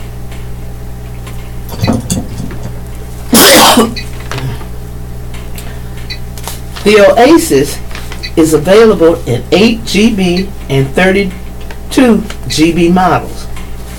Amazon Chief Executive Jeffrey P. Bezos owns the Washington Post. Price, $249.99 for 8 gigabytes. Pixel Book. Google's Pixel Book is a premium Chromium book, the line of laptops that run Google's Chrome OS. While most Chromebooks are aimed at budget consciousness consumers, such as students, the Pixel Book has a $1,000 price tag and aims for those who take their work and play seriously. You can only use apps that are available through Google's mobile app playbook. The variety on the store is good, however. The lightweight laptop functions more like a tablet with a keybook, but it has a two-way hinge that lets it operate as a traditional laptop or flat like a tablet. You can even bend it backward if you'd like. That mode is particularly good for watching video. If you decide to buy the $99 pen, you find that it serves as a suitable note taker and sketching implement. Though it's not as sensitive as, say, the Apple Pen for the iPad. Price, $999. The Cephro Mini. Got an interest in robots? Consider the cute little Cephro Mini as a fun entry into the world of robotics, as well as top-notch pet toy. Thanks to an ongoing interest in education, Zephyr Mini is a good tool for anyone who wants to learn a bit of robotics, whether they're 8 or 98. Downloading the Zephyr Education app gives owners a chance to try their hand at programming a robot themselves. There are other home robots out on the market this holiday, some of which are starting to resemble Rosie from the Jetsons, but it's probably best to wait until they move beyond the gimmick stage. Yes, even for those who like to dance on the cutting edge, while the Zephyr may be a pure play for fun, it is a solid option for plugging into the growing conversation around robots. Price, $49.99. Extra shells are $9.99 each. Conyers steps aside from judiciary post by Hope Yan, Associated Press, Washington. Michigan Representative John Conyers, under investigation over allegations he sexually harassed female staff members, said Sunday he will step aside as the top Democrat on the House Judiciary Committee while fiercely denying he acted inappropriately during his long tenure in Congress.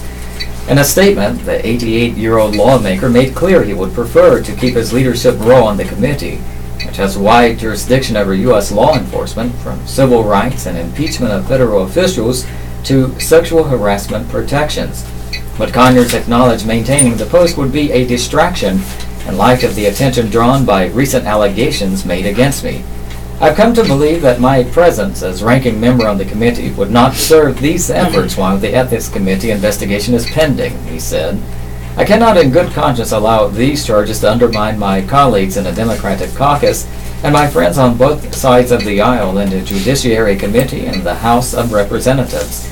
Denying the allegations, Conyers, a member of the Congressional Black Caucus who was first elected to the House in 1964, urged lawmakers to allow him due process. I very much look forward to vindicating myself and my family, Conyers said. News website BuzzFeed reported last Monday that Conyers' office paid a woman more than $27,000 under a confidentiality agreement to settle a complaint in 2015 that she was fired from his Washington staff because she rejected his sexual advances. BuzzFeed also published affidavits from former staff members who said they had witnessed Conyers touching female staffers inappropriately, rubbing their legs and backs, or requesting sexual favors. Conyers says he will fully cooperate with the Ethics Committee, but said it will review the allegations of harassment and age discrimination, as well as using official resources for impermissible personal purposes. At least one House Democrat, Representative Kathleen Rice of New York, has called on Conyers to step down from Congress. Two others, Representative Gregory Meeks, a Democrat in New York who is a member of the Congressional Black Caucus, as well as Representative Raul Grijalva, a Democrat from Arizona, co-chairman of the largest group of congressional liberals, have said Conyers should at least step aside from his leadership role on the Judiciary Committee. In a statement Sunday, House Democratic leader Nancy Pelosi said she welcomed Conyers' decision to give up the committee leadership post. Zero tolerance means consequences, Pelosi said. Any credible accusation must be reviewed by the Ethics Committee expeditiously. We are at a watershed moment on this issue, and no matter how great an individual's legacy, it is not a license for harassment. The California Democrat noted that the House in the coming week will vote on requiring anti-harassment and anti-discrimination training for all members and their staffs. She suggested that non-disclosure agreements, like the one Conyers signed to settle the 2015 complaint, should be made public. The Senate has already approved a measure requiring all senators, staff, and interns to be trained on preventing sexual harassment. The flurry of activity Sunday comes as Congress prepares to return from its Thanksgiving break amid increasing attention on the issue of sexual harassment, with multiple men in entertainment, media, and politics facing allegations of misconduct. On the congressional level, Democratic Senator Al Franken of Minnesota and Republican Alabama Senate candidate Roy Moore also are the subject of accusations. Earlier Sunday, Pelosi defended Conyers as an icon for women's rights and told NBC's Meet the Press that he will do the right thing. This is about going forward, she said. The We also have to address it for every person, every workplace in the country, not just in the Congress of the United States. And that's very important. And a good deal of that would be done by the Judiciary Committee. Representative Gerald Nadler, a Democrat of New York, is the next most senior Democrat on the Judiciary Committee after Conyers, the only African American to have held the position of chairman or ranking member on the panel. Even under these unfortunate circumstances, the important work of the Democrats on the House Judiciary Committee must move forward, Adler said. I will do everything in my power to continue to press on the important issues facing our committee, including criminal justice reform, workplace equality, and holding the Trump administration accountable. Ranking Member Conyers has a 50-year legacy of advancing the cause of justice. My job moving forward is to continue that critical work, he added. South African wins Miss Universe. The woman represented South Africa won the Miss Universe crown Sunday. Demi Lang Nell Peters, who recently earned a business management degree, was crowned during the event at the Axis Theater at Plant Hollywood Casino Resort on the Las Vegas Strip. The runner-up was Miss Columbia, Laura Gonzalez, while the second runner-up was Miss Jamaica, Davina Bennett. 92 women from around the world participated in the decades-old competition. This year's edition had the most contestants ever, including the first ever representatives of Cambodia, Laos, and Nepal. The 20-year-old Nell Peters has earned a year-long salary, a luxury apartment in New York City for the duration of her reign, and more prizes. Steve Harvey returned as the show's host despite botching the 2015 Miss Universe crowning. On Sunday, he poked fun at his mistake throughout the night. 3 days after people in the U.S. celebrated Thanksgiving, Harvey told the audience he is grateful for the Oscars, referring to the Best Picture FUB at this year's Academy Award. Grammy Award winner Fergie performed her new song, A Little Work, while the contestants walked down the stage wearing evening gowns. This year's judges included YouTube star Lele Pose, former judge of America's Next Top Model, Jay Manuel, and Winnie Fitzgerald, the 1998 Miss Universe winner from Trinidad and Tobago. President Donald Trump offended Hispanics when he made anti-immigrant remarks in announcing his bid for the White House in 2015.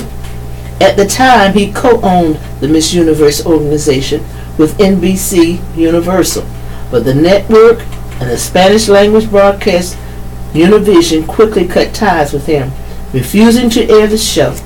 Trump sued both networks, eventually settling and selling off the entire pageant to talent management company. Tonight on television, ABC WTVD Channel 11 and WPDE Channel 15 from 8 to 10, Country Music Association Country Christmas. Music stars perform holiday songs. From 10 to 11, The Good Doctor. Tonight's episode, Intangibles. CBS WNCN Channel 17 and WBTW Channel 13 from 8 to 8:30. Kevin Can Wait from 8:30 to 9, Man with a Plan. From 9 to 9:30, Superior Donuts. From 9:30 to 10, 9, JKL. Tonight's episode, Lovers Get Away. From 10 to 11, Scorpion. The team helps when a plane crashes. Fox, WRAZ Channel 50, WGHP Channel 8, and WSFX Channel 26. From 8 to 9, Lucifer. Lucifer and Chloe look for answers. From 9 to 10, The Gifted. A family must go on the run to survive. From 10 to 11, The News. NBC WRAL Channel 5, WECT Channel 6, and WMBF Channel 32. From 8 to 10, The Voice. Live top 11 performances. The top 11 artists perform live. From 10 to 11, A Very Pentatonics Christmas. PBS WUNC Channel 4 and WUNU and WUNJ From 8 to 9:30, A Cat's Attic, Yusuf and Cat Stevens. From 9:30 to 11:30, The 80s My Music, celebration of pop hits from the 1980s. A&E Channel 21 from 8 to 9, Dog the Bounty Hunter, To Love and to Cherish. From 9 to 11, Dog and Beth, Fight of Their Lives, Beth Chapman battles throat cancer. AMC Channel 41 from 6 until 9 p.m., a 3-star science fiction film from 1999, The Matrix, starring Keanu Reeves, Lawrence Fishburne, and Carrie Ann Moss. A computer hacker learns his world is a computer simulation.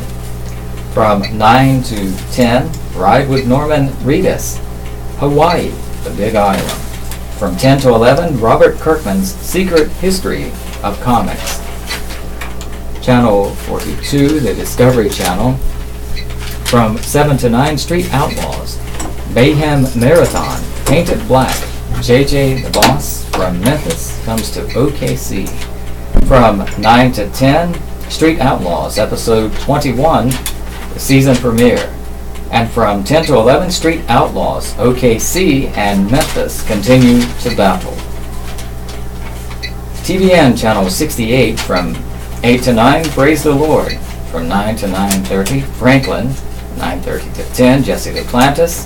From 10 to 10:30, Graham. From 10:30 to 11, GregLaurie.tv. TBS Channel 24 from 8 to 10, 4 back-to-back episodes of Family Guy. From 10 to 11, 2 back-to-back episodes of American Dad. Turner Classic Movies Channel 54 from 8 to 11:30, a historical drama from 1960, 3 stars, Exodus, starring Paul Newman, Eva Marie Saint, Ralph Richardson. Israeli nationalists and refugees break a 1947 British blockade. And TLC Channel 23 from 8 to 9, Long Lost Family. From 9 to 10, Long Island Medium. And from 10 to 11, The Healer. That is what is on television tonight. We are better than you think. In less than a year, economic development leaders gets thumbs up. Robert Van Gions stood before a banquet room full of top leaders in Cumberland County, prominent business owners, and Fort Bragg's leadership mayors and county commissioners do business. And he had been on the job for only 8 months as the man responsible for bringing jobs. It was September 20th, and the community's business recruiting leader, only 8 months into his job, was presenting an update on the Fayetteville Cumberland County Economic Development Corps at the annual State of the Community program. His dry sense of humor seeped through the proceedings from the get-go. Van Gions referenced Babe Ruth, who has local prominence after smacking his first professional home run in Fayetteville, as once saying that baseball is a team sport, and so is economic development. Okay, I can't prove he said that, he added with a smirk. I bet you can't prove he didn't. The clock running down, wrote out a list of economic development draws during a PowerPoint presentation, including ones about Fayetteville having the unique presence of Fort Bragg and the youngest metro in the Carolinas with an average age of 29.9. Like the gifted salesman that he is, Van Gions reflected on the area's positive credentials, including product development, a vibrant community, an ideal East Coast location to seriously entice outside industry into starting business here or expanding into Fayetteville and Cumberland County. The only negative I can say about the community, he told the audience before adding, we have a negative self-image. Veteran, a familiar face at Chick-fil-A. Air Force veteran Andy Coley can get emotional at times. You can see it coming on during a conversation as his lips and chin start to quiver. Often it occurs when the 67-year-old caller reflects on his past. There is no greater childhood, he said, of his early life, which included growing up in North Alabama. The last of 13 children, and helping his parents on their 80-acre farm before he dropped out of college and joined the Air Force. He never knew what he was going to do with his life. It all fell into place, Crawley said. Not bad for an old cotton picker. Chances are those who frequent the Chick-fil-A on Rayford Road have encountered Crawley, who has been working as a host at the popular restaurant since December 30th. He enjoys talking to the customers, from the kids and their parents to the elderly. Except when he's chattering with a customer for a moment or two, Crawley remains busy in the dining area, refilling the patrons' cups, offering to dump their food trays once they have finished, cleaning tables and collecting the trash.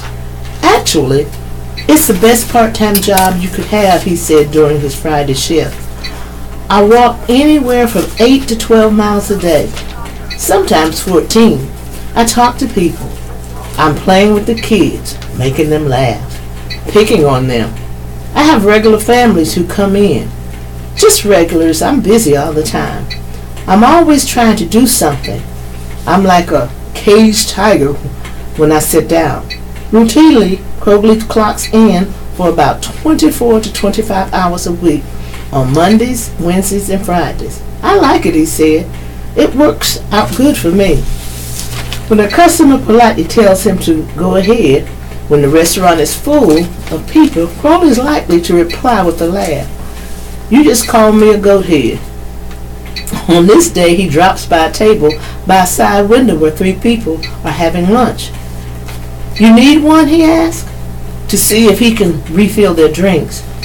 You might need one, he tells one of the customers, a man who obviously has served before.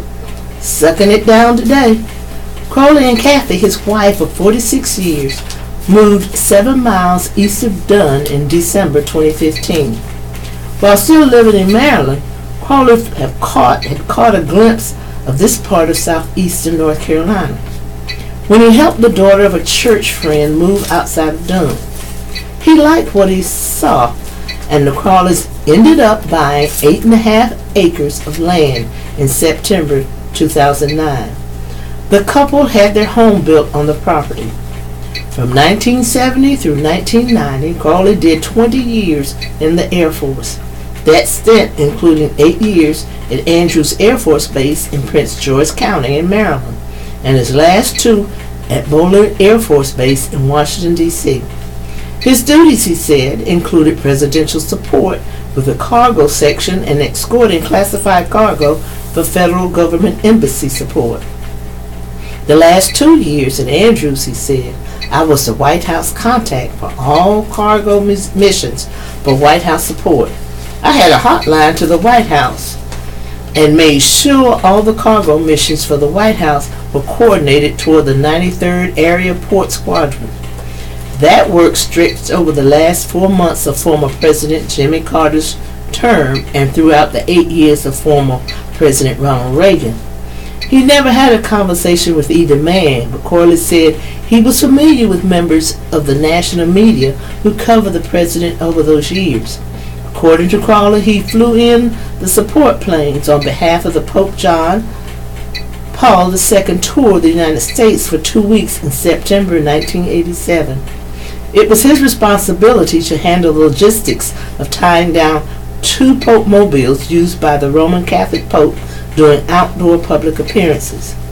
After his military service, Crowley said he spent 25 years taking care of guest houses for lawyers in the Washington, D.C. area. I was a handyman, he said. I could never tell you who the guests were. Crowley has no idea why he tends to get choked up while discussing his past. His father died when he was 5, and Crowley had his share of chores to do. A great childhood, he'll tell you, in those years so long ago. I get emotional, he said. That's just who I am. Comores response to Winter Worries, Silence by Emery P. DeLisio, The Associated Press, Raleigh. Americans have grown accustomed to hearing apologies from everyone from cheating car makers to cheating presidents, but a Fortune 500 chemical company with a pollution problem in North Carolina is following a different model. Don't apologize. Don't explain. For 6 months, Wilmington, Delaware-based Chemours Company has faced questions about an unregulated chemical with unknown health risks that flowed from the company's plant into the Cape Fear River, which provides drinking water for hundreds of thousands of people.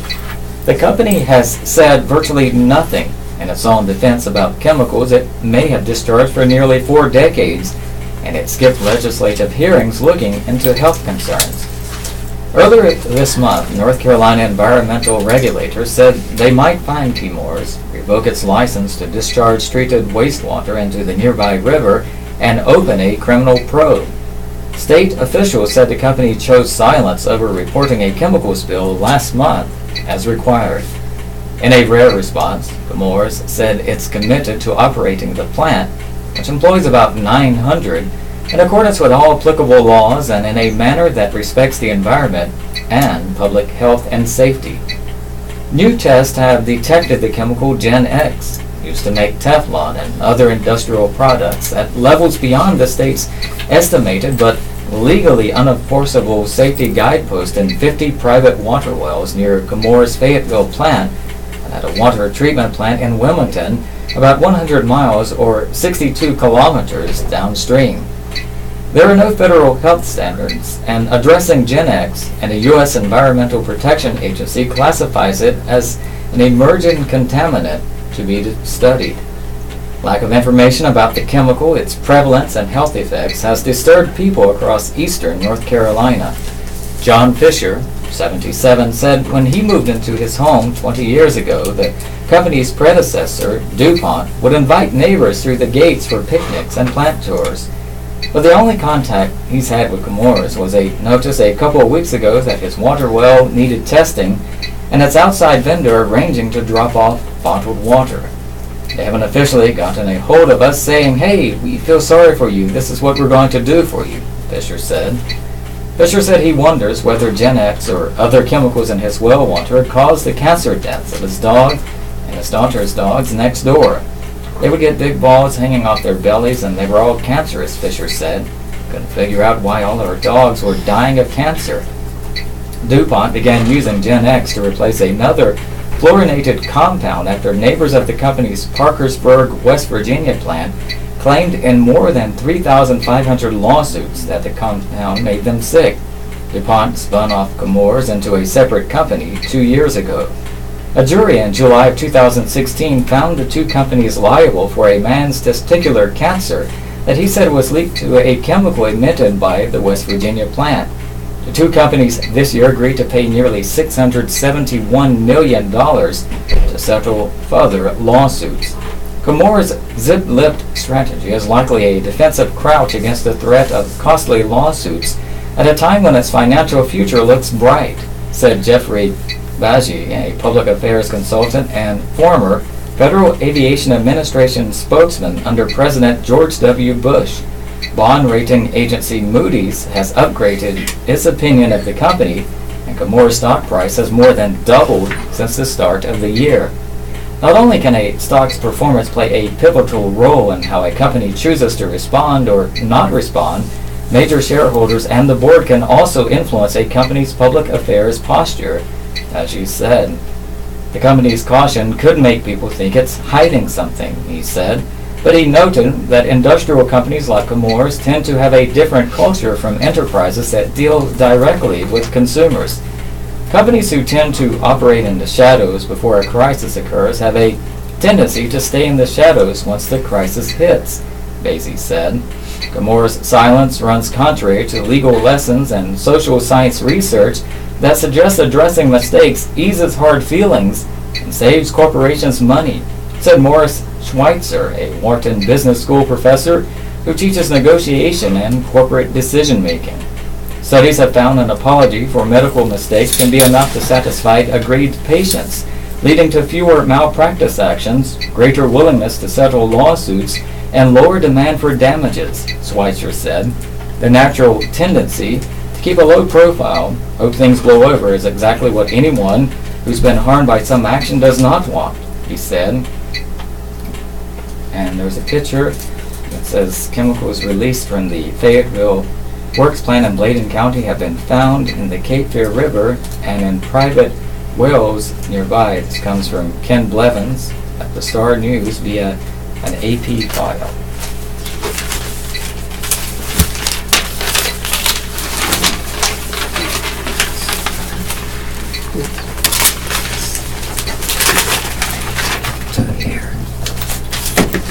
Mother of two, we're just hoping for a better year. Stacy and her two young children had a rough year, but she's optimistic that things are looking up. After nearly 8 years of fighting alcoholism, Stacy sobered up earlier this year. The children didn't believe it at first.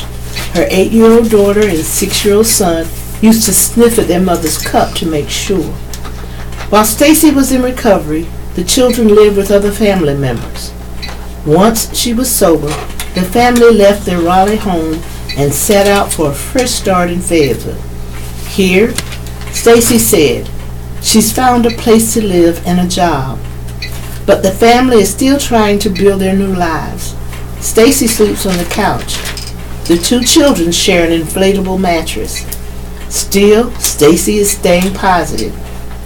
It's been a blessing, she said. We're just hoping for a better year next year. Stacy was one of the more than 1,000 families from the Fayetteville region that sought help from the Salvation Army to provide Christmas presents for her children this year. She hopes her children can receive much needed clothing. The 8-year-old girl wears a size 4 shoe, an extra large coat, size 16 pants, and a large shirt. The 6-year-old boy wears a size 13 shoe, medium coat, 8-9 pants, and a medium shirt. Stacy said her daughter loves books, while her son would like anything related to Batman. She wants to be a lawyer. She just loves to read, Stacy said. He wants to be a superhero. To adopt Stacy's family, call 910-483-8119. Again, that's 910-483-8119. And ask for angel number SA57. That's angel number SA57. Or choose a family. Bring unwrapped gifts to the Salvation Army or the Angel Tree at Cross Creek Mall by December 9th.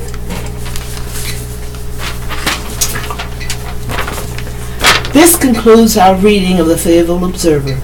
Your radio hosts have been Robert Bean and Linda L. Miller.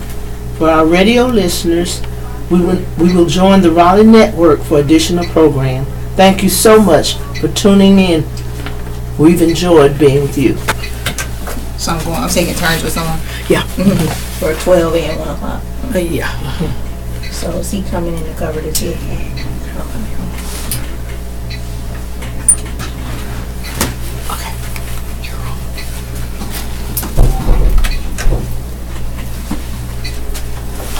Welcome to the Southeast North Carolina Radio Reading Service, a United Way partner agency.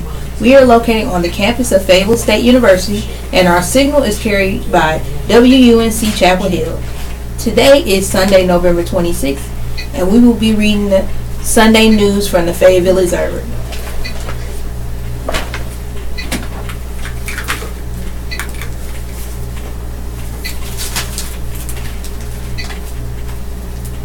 Today is Sunday, November 26th, the 330th day of 2017. There are 35 days left in the year.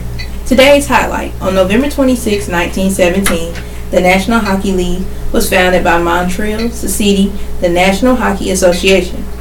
In 1789, Americans observed a day of Thanksgiving, set aside by President George Washington to mark the adoption of the Constitution of the United States.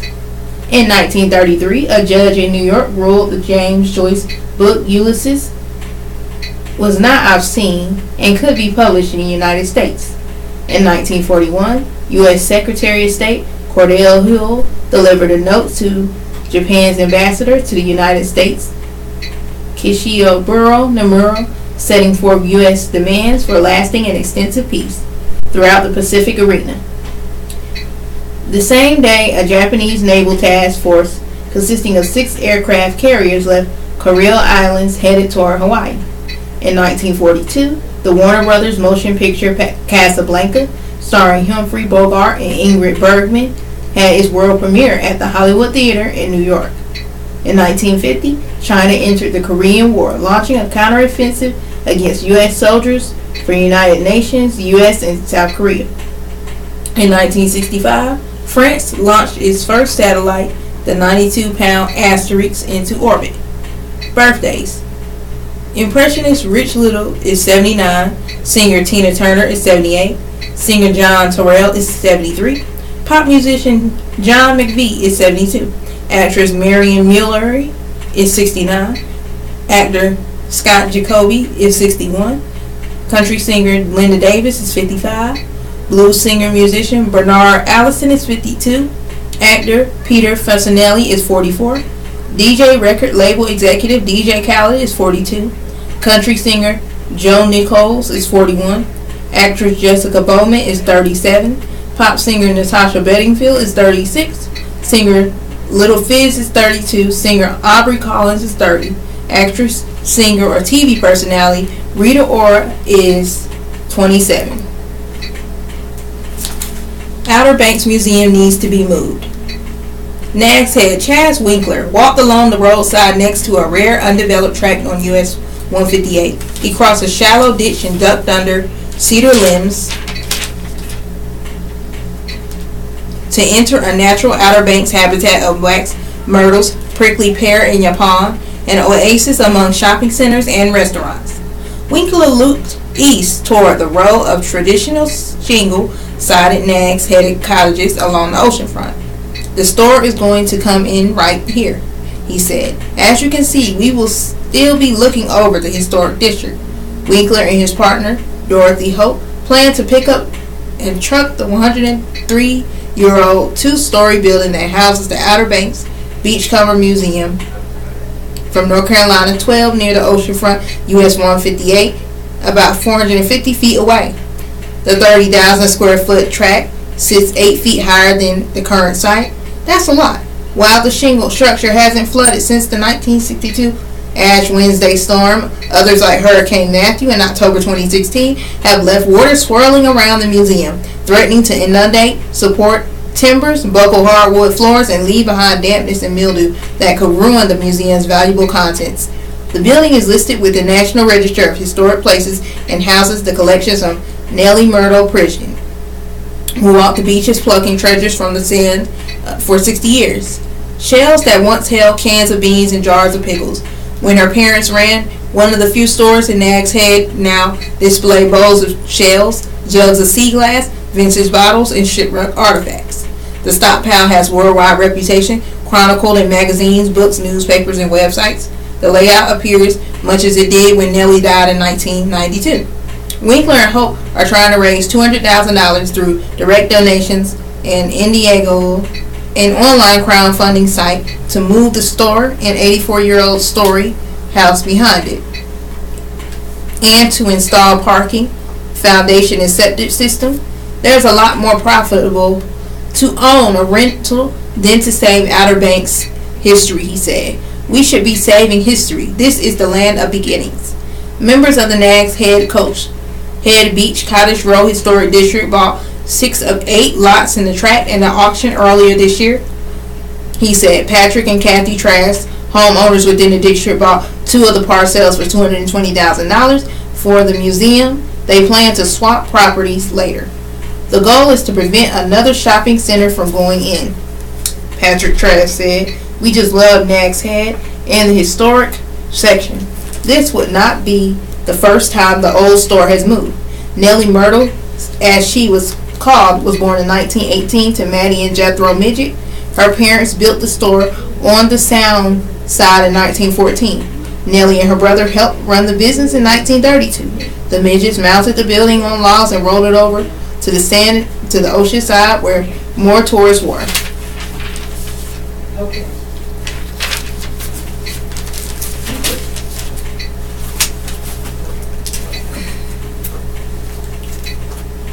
Need to know. 1. The Dance Theater of Fayetteville presents the Nutcracker December 8th through 10th at Huff Concert Hall on the campus of Methodist University. The December 8th and December 9th shows are at 7:30 p.m. The December 10th show is at 3 p.m. Adult tickets are $10 in advance, $15 at the door.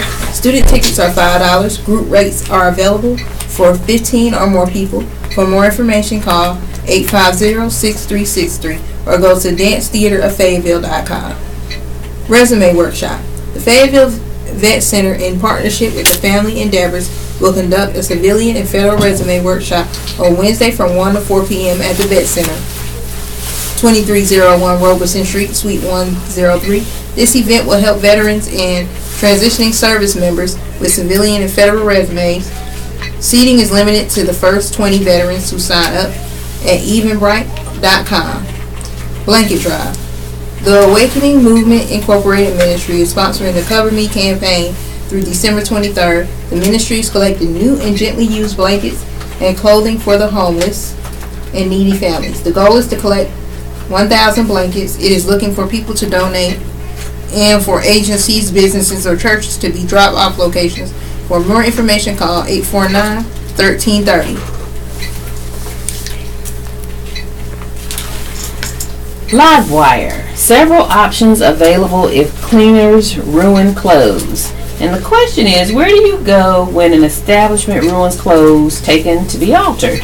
They ruined several pairs of my husband's pants that were taken to be altered. They cut them off too short so they can no longer be used. All of his Sunday pants are ruined. They offered no kind of refund or reimbursement, and their attitude about it was bad. How can we make sure others know about this business? The answer is, spokeswoman Laura Brewer of the North Carolina Attorney General's office suggested that you file a complaint there. We will contact the cleaners to see if they will assist in a resolution for the reader, she said. Call 877-5-NO-SCAM. That would be 877-566-7226. Or file the complaint online at ncdoj.gov/complaint. If that does not work, they may want to pursue a case in small claims court, Brewer said. Be aware that small claims court has a $96 filing fee for the lawsuit, plus a $30 service fee for each defendant you are suing, says a guide from Legal Aid of North Carolina. The $30 service fee pays to have the sheriff's office personally deliver the notice of the lawsuit to the defendant. If you are indigent and can't afford the fees, you may qualify to file your lawsuit without paying. The clerk of court can provide you with the form to request to file the case without paying, the legal aid guide says. If you wish to win the lawsuit, the magistrate can award you damages for the value of the clothes, plus any fees you had to pay. To publicly spread the word of your difficulties with the business, you can report it to the Better Business Bureau and publish reviews about it on various websites where customers look for dry cleaning and tailoring services. To file a complaint with the Better Business Bureau, go to bbb.org or call the BBB of Coastal Carolina at 843-488-2227 for further information. To publish reviews, you can try Yelp.com, YP.com, or Google Maps. And there are others. On Yelp and YP, go to their websites and use their search functions to search for the name of the business. When its entry appears, click the Write a Review button. On Google Maps, go to google.com/maps and type in the name of the business in the search bar. When the location appears on the map, information about the business will appear on the left side of your computer screen. Scroll down through that sidebar until the Write a Review link appears and click there to get started. Google, Yelp, and YP may require you to have an account and be logged before they let you write a review on their websites. Livewire seeks to answer questions of general interest and consumer topics. Initials are used to identify questioners when names are given. Contact Livewire at livewire@fayobserver.com or at 486-3516. Traffic Watch, Fort Bragg, Riley Road. Construction crews will be installing water and sewer lines under Riley Road between Canopy Lane and Desert Storm Drive. Service members and civilian employees who work in the USA SOC area should plan to access work areas from Yadkin Road. Patrons of the South Post Commissary and Exchange should use Canopy Lane from Yadkin Road to reach the stores. Expect delays at the access control point.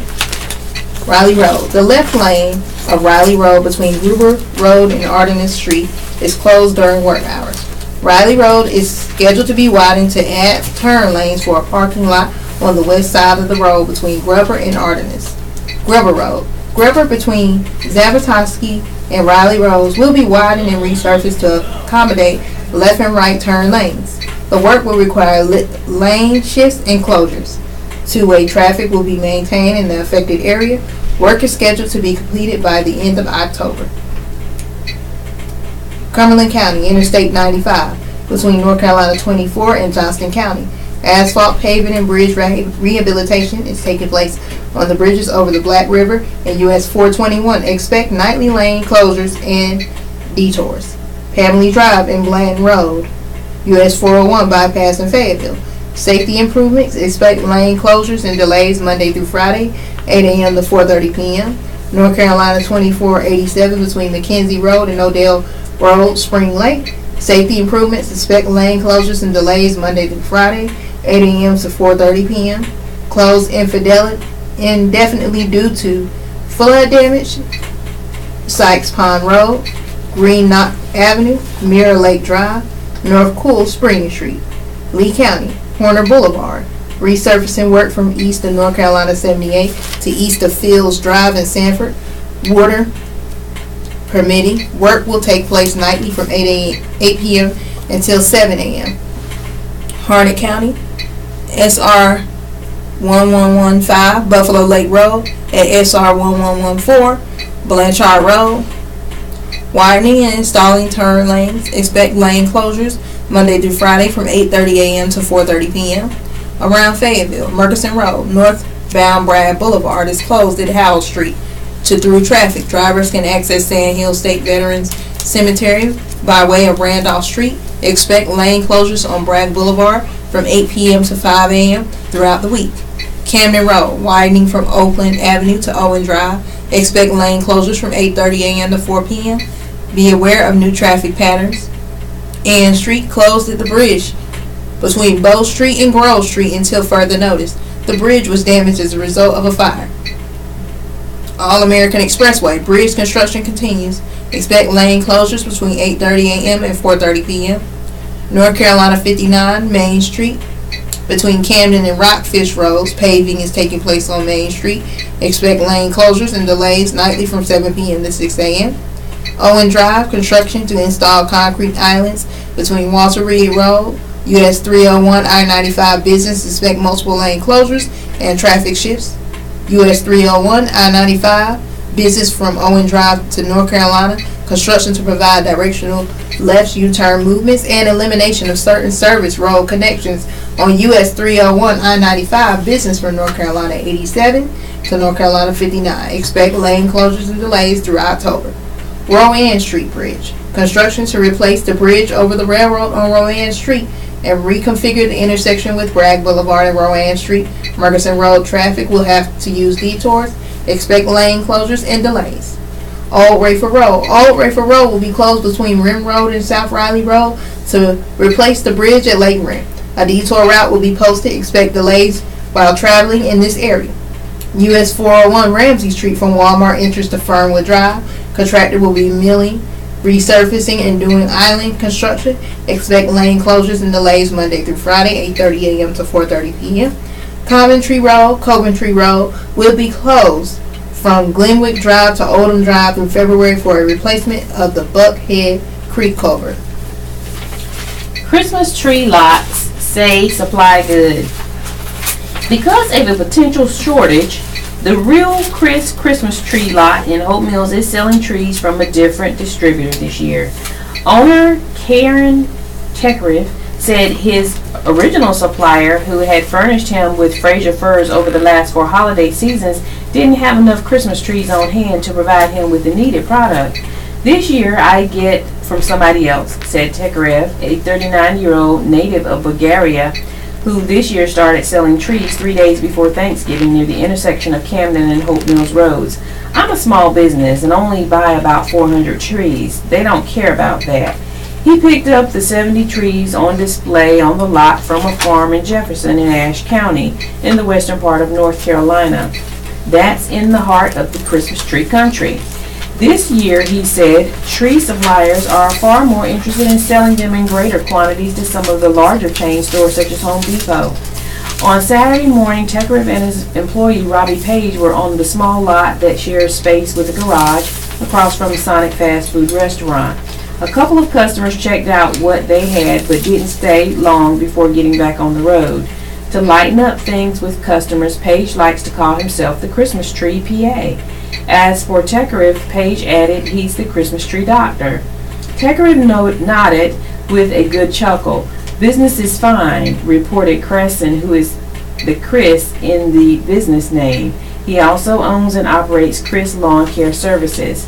I'm going by Chris here, he said with a grin, his eyes veiled by dark sunglasses. I'm an American. In Bulgaria, he said he served in the Balkan nation's army. His sister was studying to become a doctor in the United States, and he immigrated to this country to be with family. He said he now works as an independent contractor with the military. A role player, he called it. Tekarev actually sleeps on site in a trailer the color of Santa's suit. I'm sleeping here, he said, because I worry about them, his trees. This year, they are expensive. I just get a little over half of what I usually get, he said, as traffic rolled by on Hope Mills Road. In published reports, North Carolina tree growers have said the supply of trees should be good early in the buying season, but that supply has the potential to dry up because of the recession of 2008.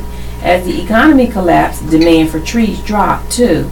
Growers didn't plant as many, and that limited the 2008 crop, and that limited 2008 crop is the one being sold on Christmas tree lots this year. Chris Inman, who helps run Dallas Christmas Trees for his father-in-law in one corner of the grounds of Westwood Shopping Center, said they had not encountered any trouble getting trees this year.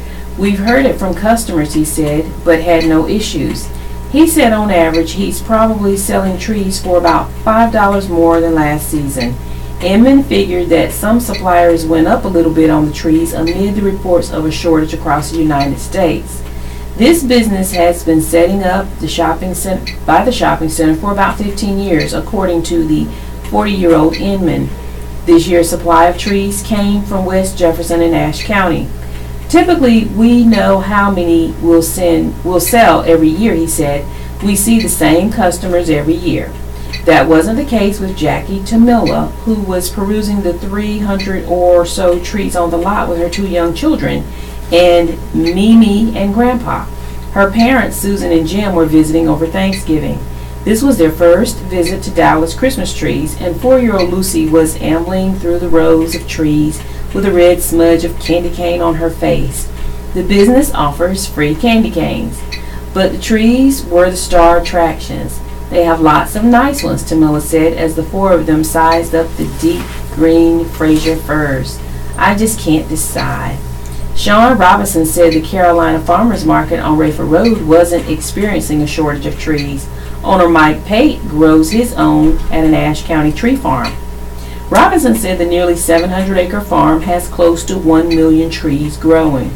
Pate, he said, sells the trees wholesale to smaller businesses such as the Carolina Farmers Market and to the bigger retail outfits such as Home Depot. Right now there's a shortage of trees, Robinson said. We've got wholesale customers calling and asking for more trees, but they don't have them. And included in the article is a picture of a big, beautiful full tree, and it looks like, let me read the caption here. Cresson Tekarev works with his associates Robbie Page to take down and pack a tree for Frederick Green after Green's daughter Angela found their perfect tree at the Real Christmas tree lot in Hope Mills, and boy, it is a beauty. It is nice and large and full, so that's a nice one to take home. Then there's another picture. Adriana Levitt, 6, looks up to Chris Ringer as they discuss the perfect Christmas tree at the Real Christmas Tree Center. Okay. What's your name? Wanda. Okay, because I got to read that one here. All right. Rezoning case stadium on council agenda. The city council will discuss a Stony Point Road rezoning case and a city-county agreement to fund the baseball stadium Monday night at the last meeting with its current members. Mayor Nat Robertson, Councilman Bobby Hurst, Councilman Kirk DeVere, and Councilman Chalmers McDougal will not be on the next council. Robertson and DeVere lost their bids for mayor. McDougal lost his bid for re-election, and Hurst decided not to return after 5 consecutive terms. It's bittersweet, Hurst said. He wanted to spend more time with his 10-year-old son. It's time to play ball with my son before he gets too old, Hurst said. Hurst said his proudest accomplishment on the city council were getting the Parks and Recreation bond passed and working to reduce crime through hiring more police officers. DeVere also said he was proud to have helped pass the Parks and Recreation bond, as well as the agreements that led the Houston Astros to bringing a minor league baseball team to Fayetteville. Over the last 2 years, I have been honored to serve on a team that has brought forward moving change to Fayetteville, DeVere said. DeVere said he is proud to have started the Pathways for Prosperity initiative to reduce poverty in Fayetteville. One of my most rewarding accomplishments was working with neighborhood groups in B Street, Old Wilmington Road, Deep Creek Road, Hillsborough Street, and Massey Hills to revitalize their neighborhoods, he said. We saw tremendous steps in not only revitalizing these areas, but steps toward neighbors helping neighbors by working together to reduce blight and crime. I have been honored to serve District 2 in the entire city and will cherish the time I was able to serve our city as an elected official.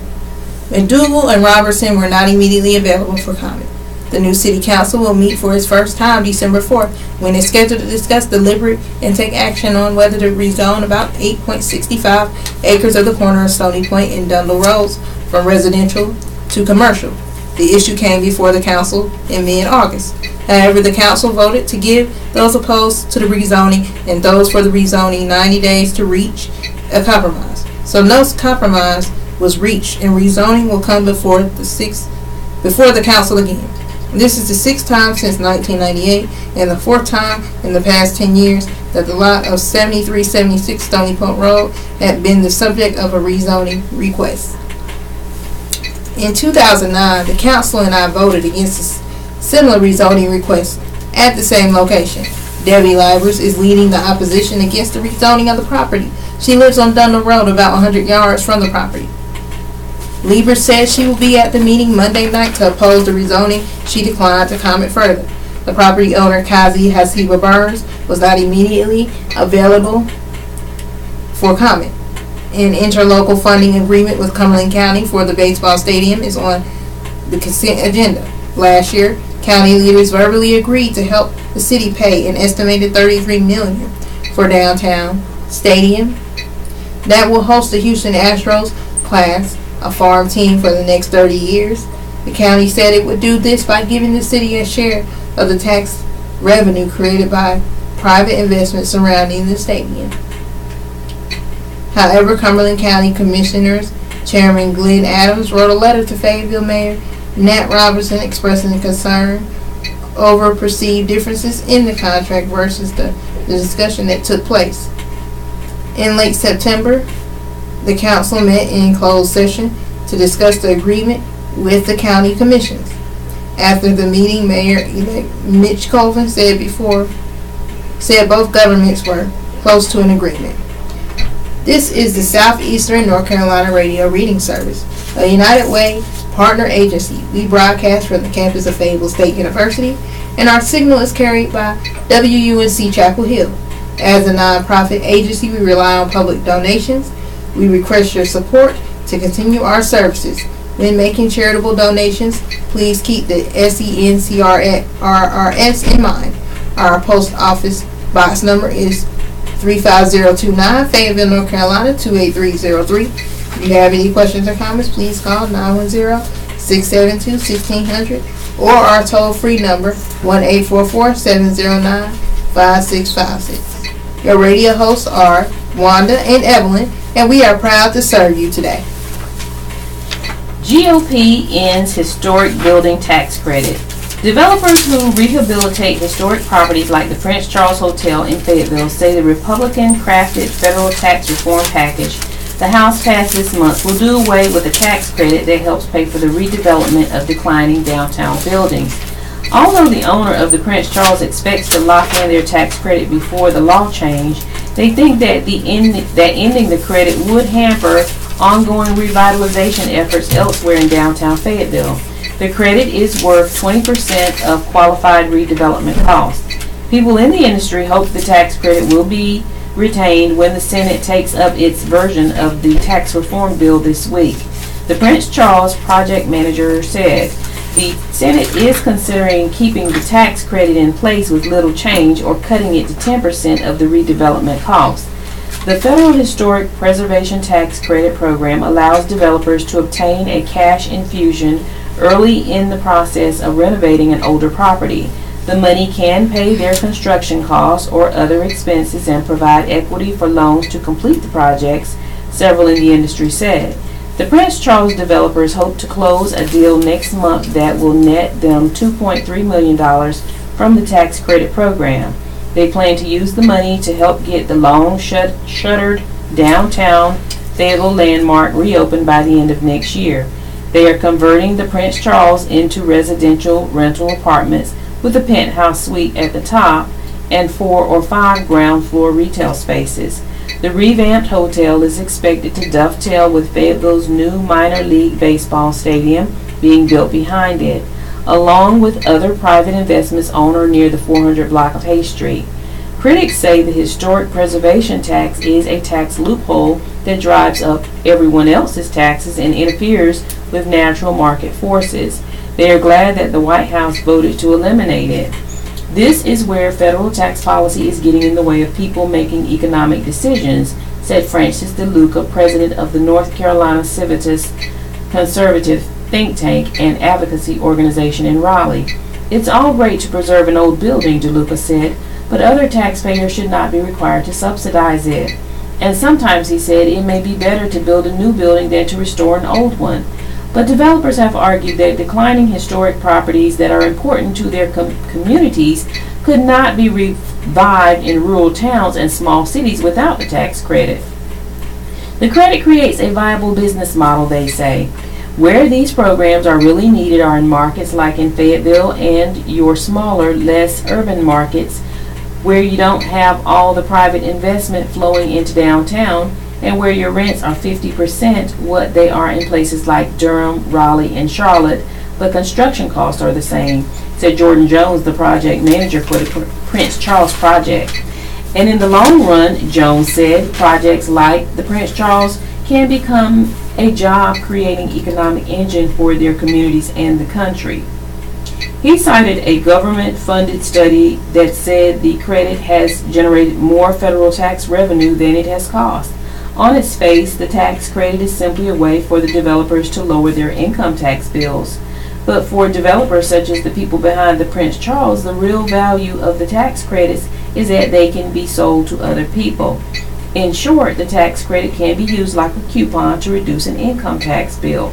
Whoever owns the coupon can use it even if he first obtains the coupon from someone else. Take the Prince Charles redevelopment as an example. The project has an estimated cost of $16 million, Jones said, of which $13.8 million comprises qualified rehabilitation expenses. The developers will get a federal income tax credit worth 20% of that $13.8 million. This comes to nearly $2.76 million worth of tax credit, a total of $2.76 million that can be taken off the owner's income taxes. But the Prince Charles developers aren't going to do that. Instead, the developers put the tax credit on the market.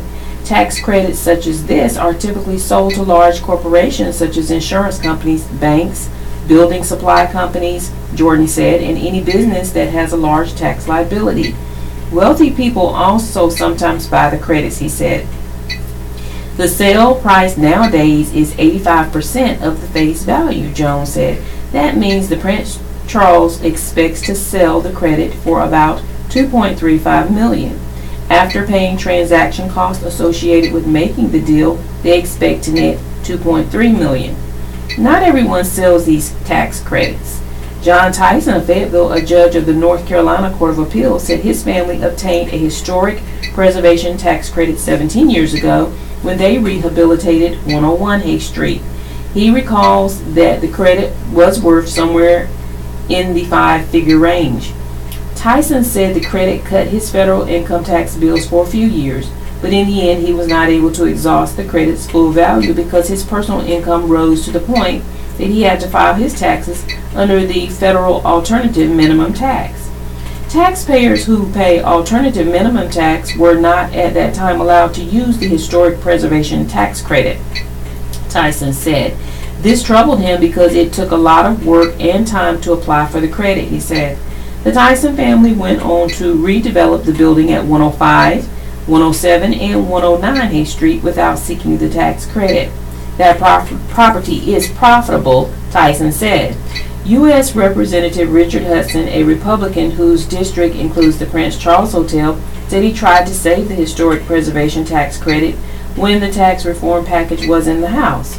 But if the tax credit goes away, Hudson said, the economic growth that the Republicans promised the wide-ranging tax reform bill will help make up for it. I think there is an argument to be made that if we get north of 3% growth, people have a lot more money. Corporations have more money, that there's more money to invest in our communities, Hudson said. But I would prefer that we would find a way to keep it in. Jones is doubtful that broader tax reform would be enough to help smaller communities trying to revitalize themselves. At the end of the day, it has very little trickle-down impact on private developers that are doing this type of work, he said. It's our opinion that to continue to see private investment in smaller, less urban communities, such as Fayetteville, Lumberton, Pembroke, etc., this tool is critically needed to see projects start happening, Jones said. To see these downtown communities start to see some investment and start to transform and create jobs and offer quality of life.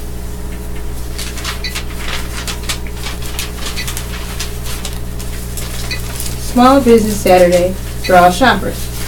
Kayla and Brandon Sano, a young couple who live in nearby Rayford, decided to go out antique shopping on Saturday.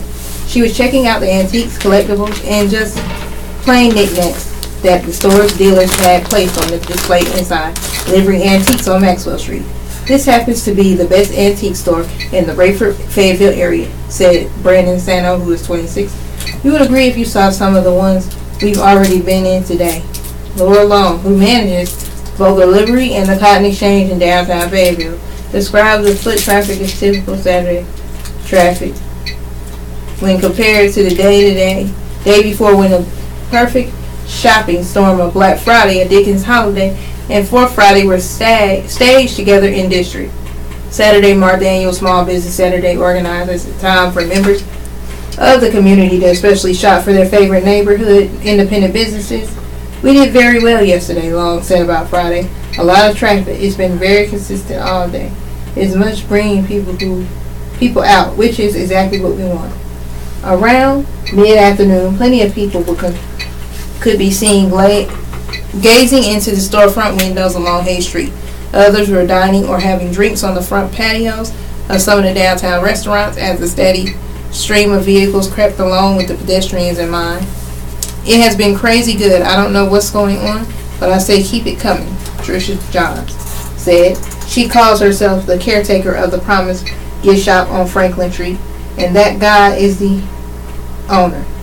We've had so many people come downtown, she said. There are some beautiful little stores downtown at Turner Lane. A Taste of South on Hay Street.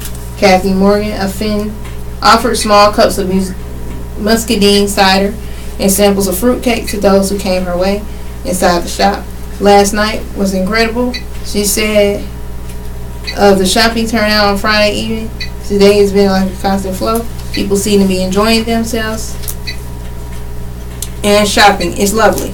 Tana and Deanna Coleman, who were returning to their parked car after pursuing the wares of the white trash and colorful accessories on Franklin.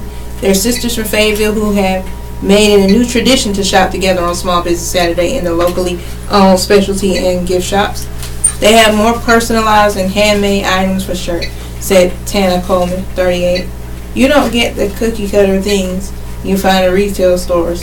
It's supporting the community. It's supporting these people who are making a living. House fire displaces 2 occupants. A fire damaged a home Friday in the Shadow Lawn neighborhood off Bailey Lake Road, displacing 2 occupants, the Fayetteville Fire Department said. The fire at 1840 Berrydale Drive near Shadow Lane was reported at 8:05 p.m., according to a fire department news release. Heavy black smoke was inside the single-story house when firefighters arrived, the release said. Initially, firefighters were told of the possibility of ammunition near the area of the house, but found none. Firefighters rescued a dog in the home, but a cat died from smoke inhalation. There were no injuries to the occupants or the firefighters. The fire started when an occupant was attempting to light a fire in the living room fireplace.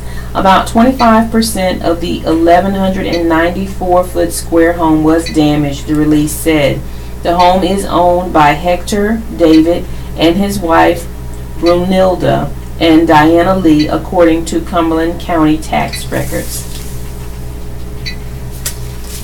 Oh, I'm sorry. Okay. Soldier found dead in Bragg Barracks.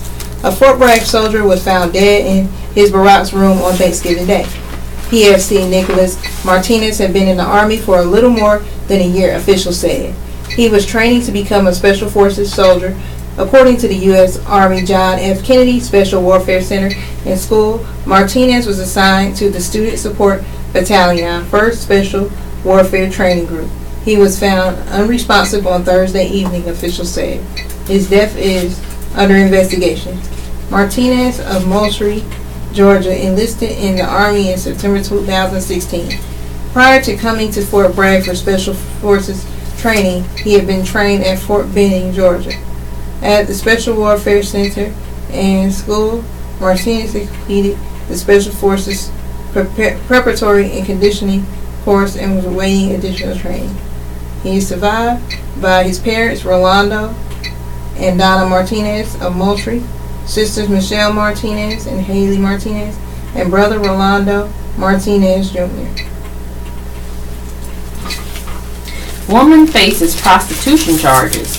A Fayetteville woman is accused of operating a prostitution business and taking a cut from the profits of 2 employees. Nye Lee, 67, of the 100 block of Lovington Drive, was charged Friday with 2 counts of felony promotion of prostitution. Fayetteville police executed a search warrant Tuesday at the True Delights Cocktail Lounge at 1755 Pemberley Drive, said Sergeant Sean Streppe, a police spokesman. The club was located in a small single-story house between Murchison and Kane Roads. The search resulted in Lay being charged with keeping a place of prostitution, which is a misdemeanor, arrest warrant said. Bail was set at $500. The felony charges were filed as a result of the continuing investigation, Streppe said.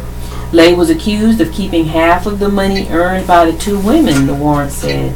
Bail was set at $20,000. The Cumberland County Sheriff's Office assisted in the search of the club, Streppe said. Driver charged in fatal hit and run. Rayford, a woman was charged after she drove away after hitting a 20-year-old pedestrian who later died early Thanksgiving morning, authorities said. The incident occurred about 2 a.m. on Wayside Road, just off of US 401 in Hope County. North Carolina Highway Patrol troopers were first called to the scene after family members found Andrew Quintini of Rayford with serious injuries in a ditch. Authorities said Quintini was taken by his family to Hope County campus of the Cape Fear Valley Health System and pronounced dead there. Authorities called the driver Sheila D. Burke of the 100 block of Sugarcane Road in Rayford when she attempted to report the wreck to the Fayetteville Police Department. Burke was arrested and charged with leaving the scene of hit and run, causing death, misdemeanor filing a false police report, misdemeanor driving while impaired, misdemeanor driving while left of center, and misdemeanor expired registration. Authorities said her bail was set at $200,500.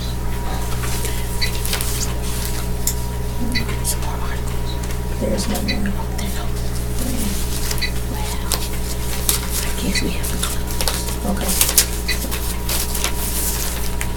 This concludes our reading of the Sunday Fayetteville Observer. Your radio hosts have been Wanda and Evelyn. Please continue to listen more local and regional news. We've enjoyed you being with us this morning. Thank you for tuning in with us. Have a wonderful day. They must didn't cut enough. Because normally we have more.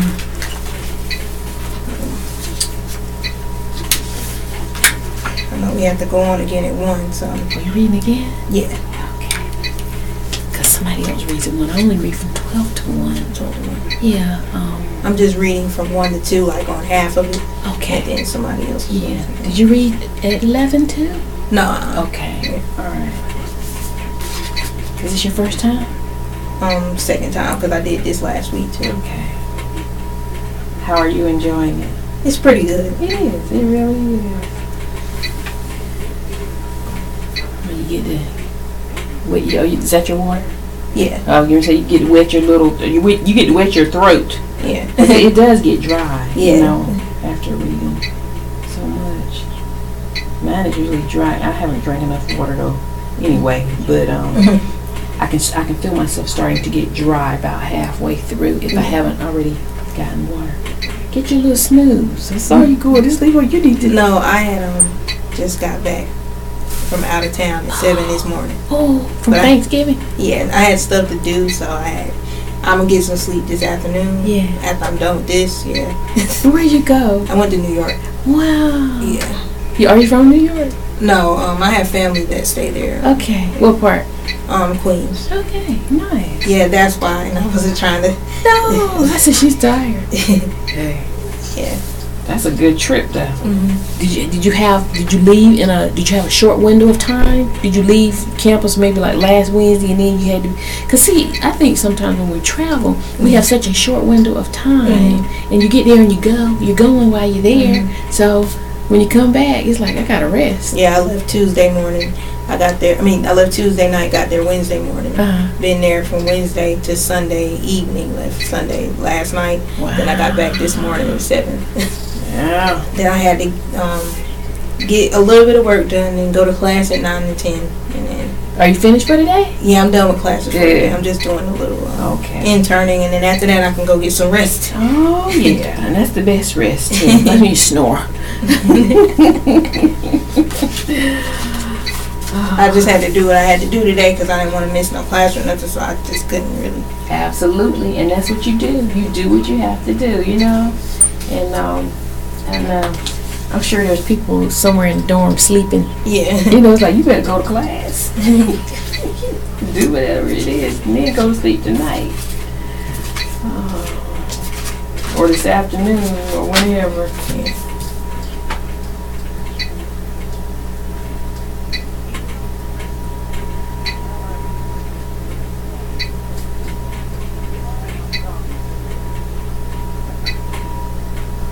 I think just being there had me kind of tired because when I was at family house, I fell asleep on the couch. Doing a lot of walking, running around and stuff. Yeah. But you enjoyed yourself. Yeah, I did. Yeah, that's nice. It's always nice, and I love to go out of town. I was in South Carolina last week with my daughter, and we had a good time. We had a real good time, and we were supposed to get back. We were trying to get back for Thanksgiving, but we didn't. So it's okay. Thanksgiving Day, we sat there and watched football and stayed in our pajamas till about 4 o'clock. Then she wanted to go to Walmart because she was looking for an iPhone. And so we went in that place with people buzzing everywhere. And then we went to eat some dinner. But we had a nice time.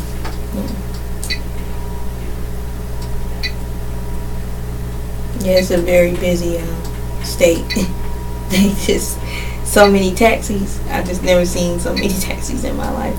I said, I've never been to the city. I've been, and I was thinking the other day, I said, now you need to go, because I was watching the Macy's Thanksgiving Day Parade, and I thought, I need to go visit that city. I've had the opportunities, but I just haven't been.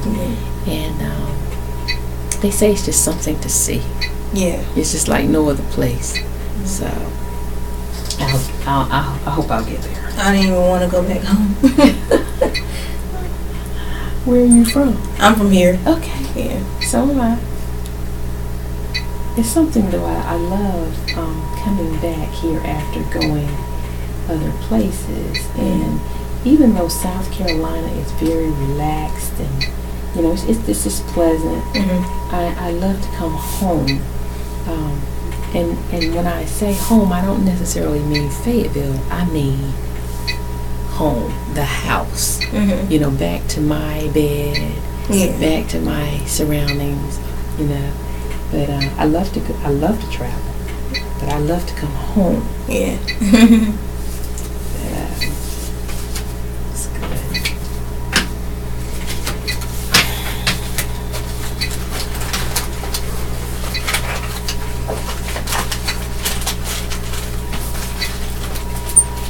Guess I need to get going. I'm so tempted by all this chocolate in front of me, but I'm trying to learn self-control. So I had one piece.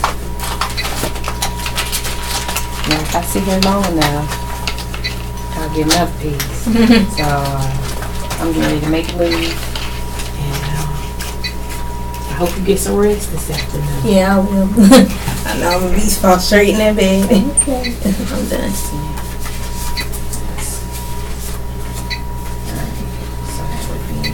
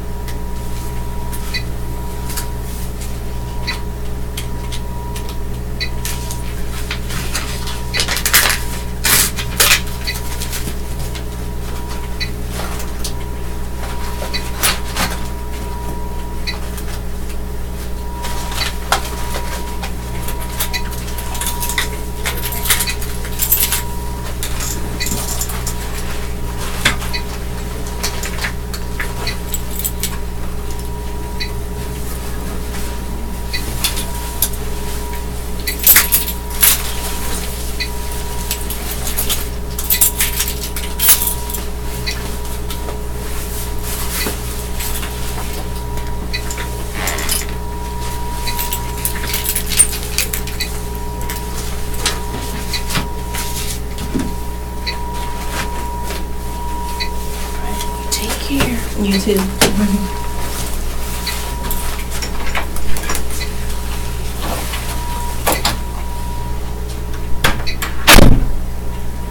these hours in. I'm tired or not. Then I can go get some rest at 2 o'clock. I'm supposed to get some rest, but it's fine. Sleep for about 2 hours and get up. Or set the alarm for 2 hours.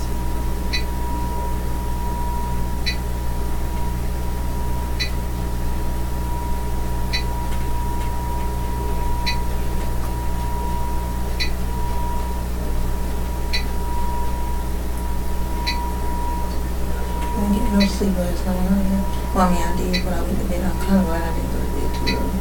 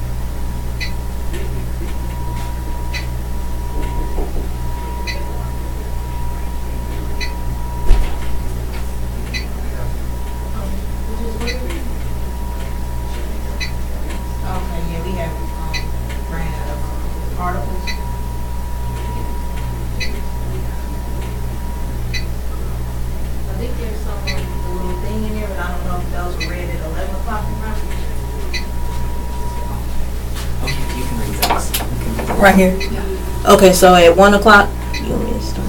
And she's bringing some papers. Okay. But at 1, do you want me to just start? Yeah, you can read, because Carolyn's coming in, if you want to read with her the first hour, and then I can come in the second hour. Yeah, you can come in the second hour, yeah. Or if you want to flip, it's up to you, if you prefer this hour to next hour. I'll just do this hour and then You could do the next. Okay.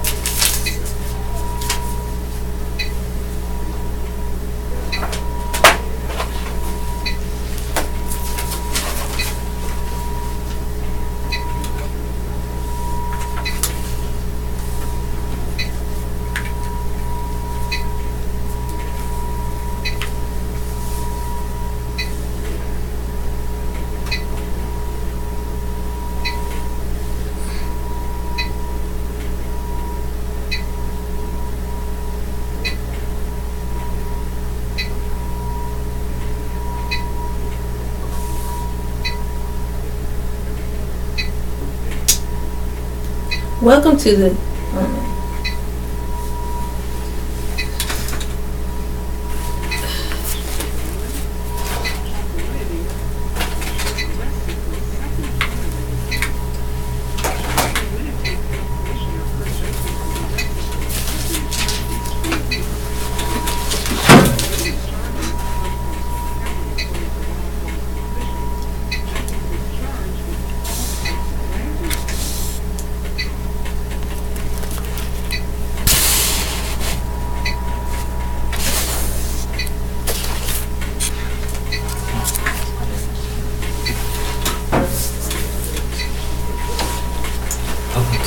I turned the mics on, right?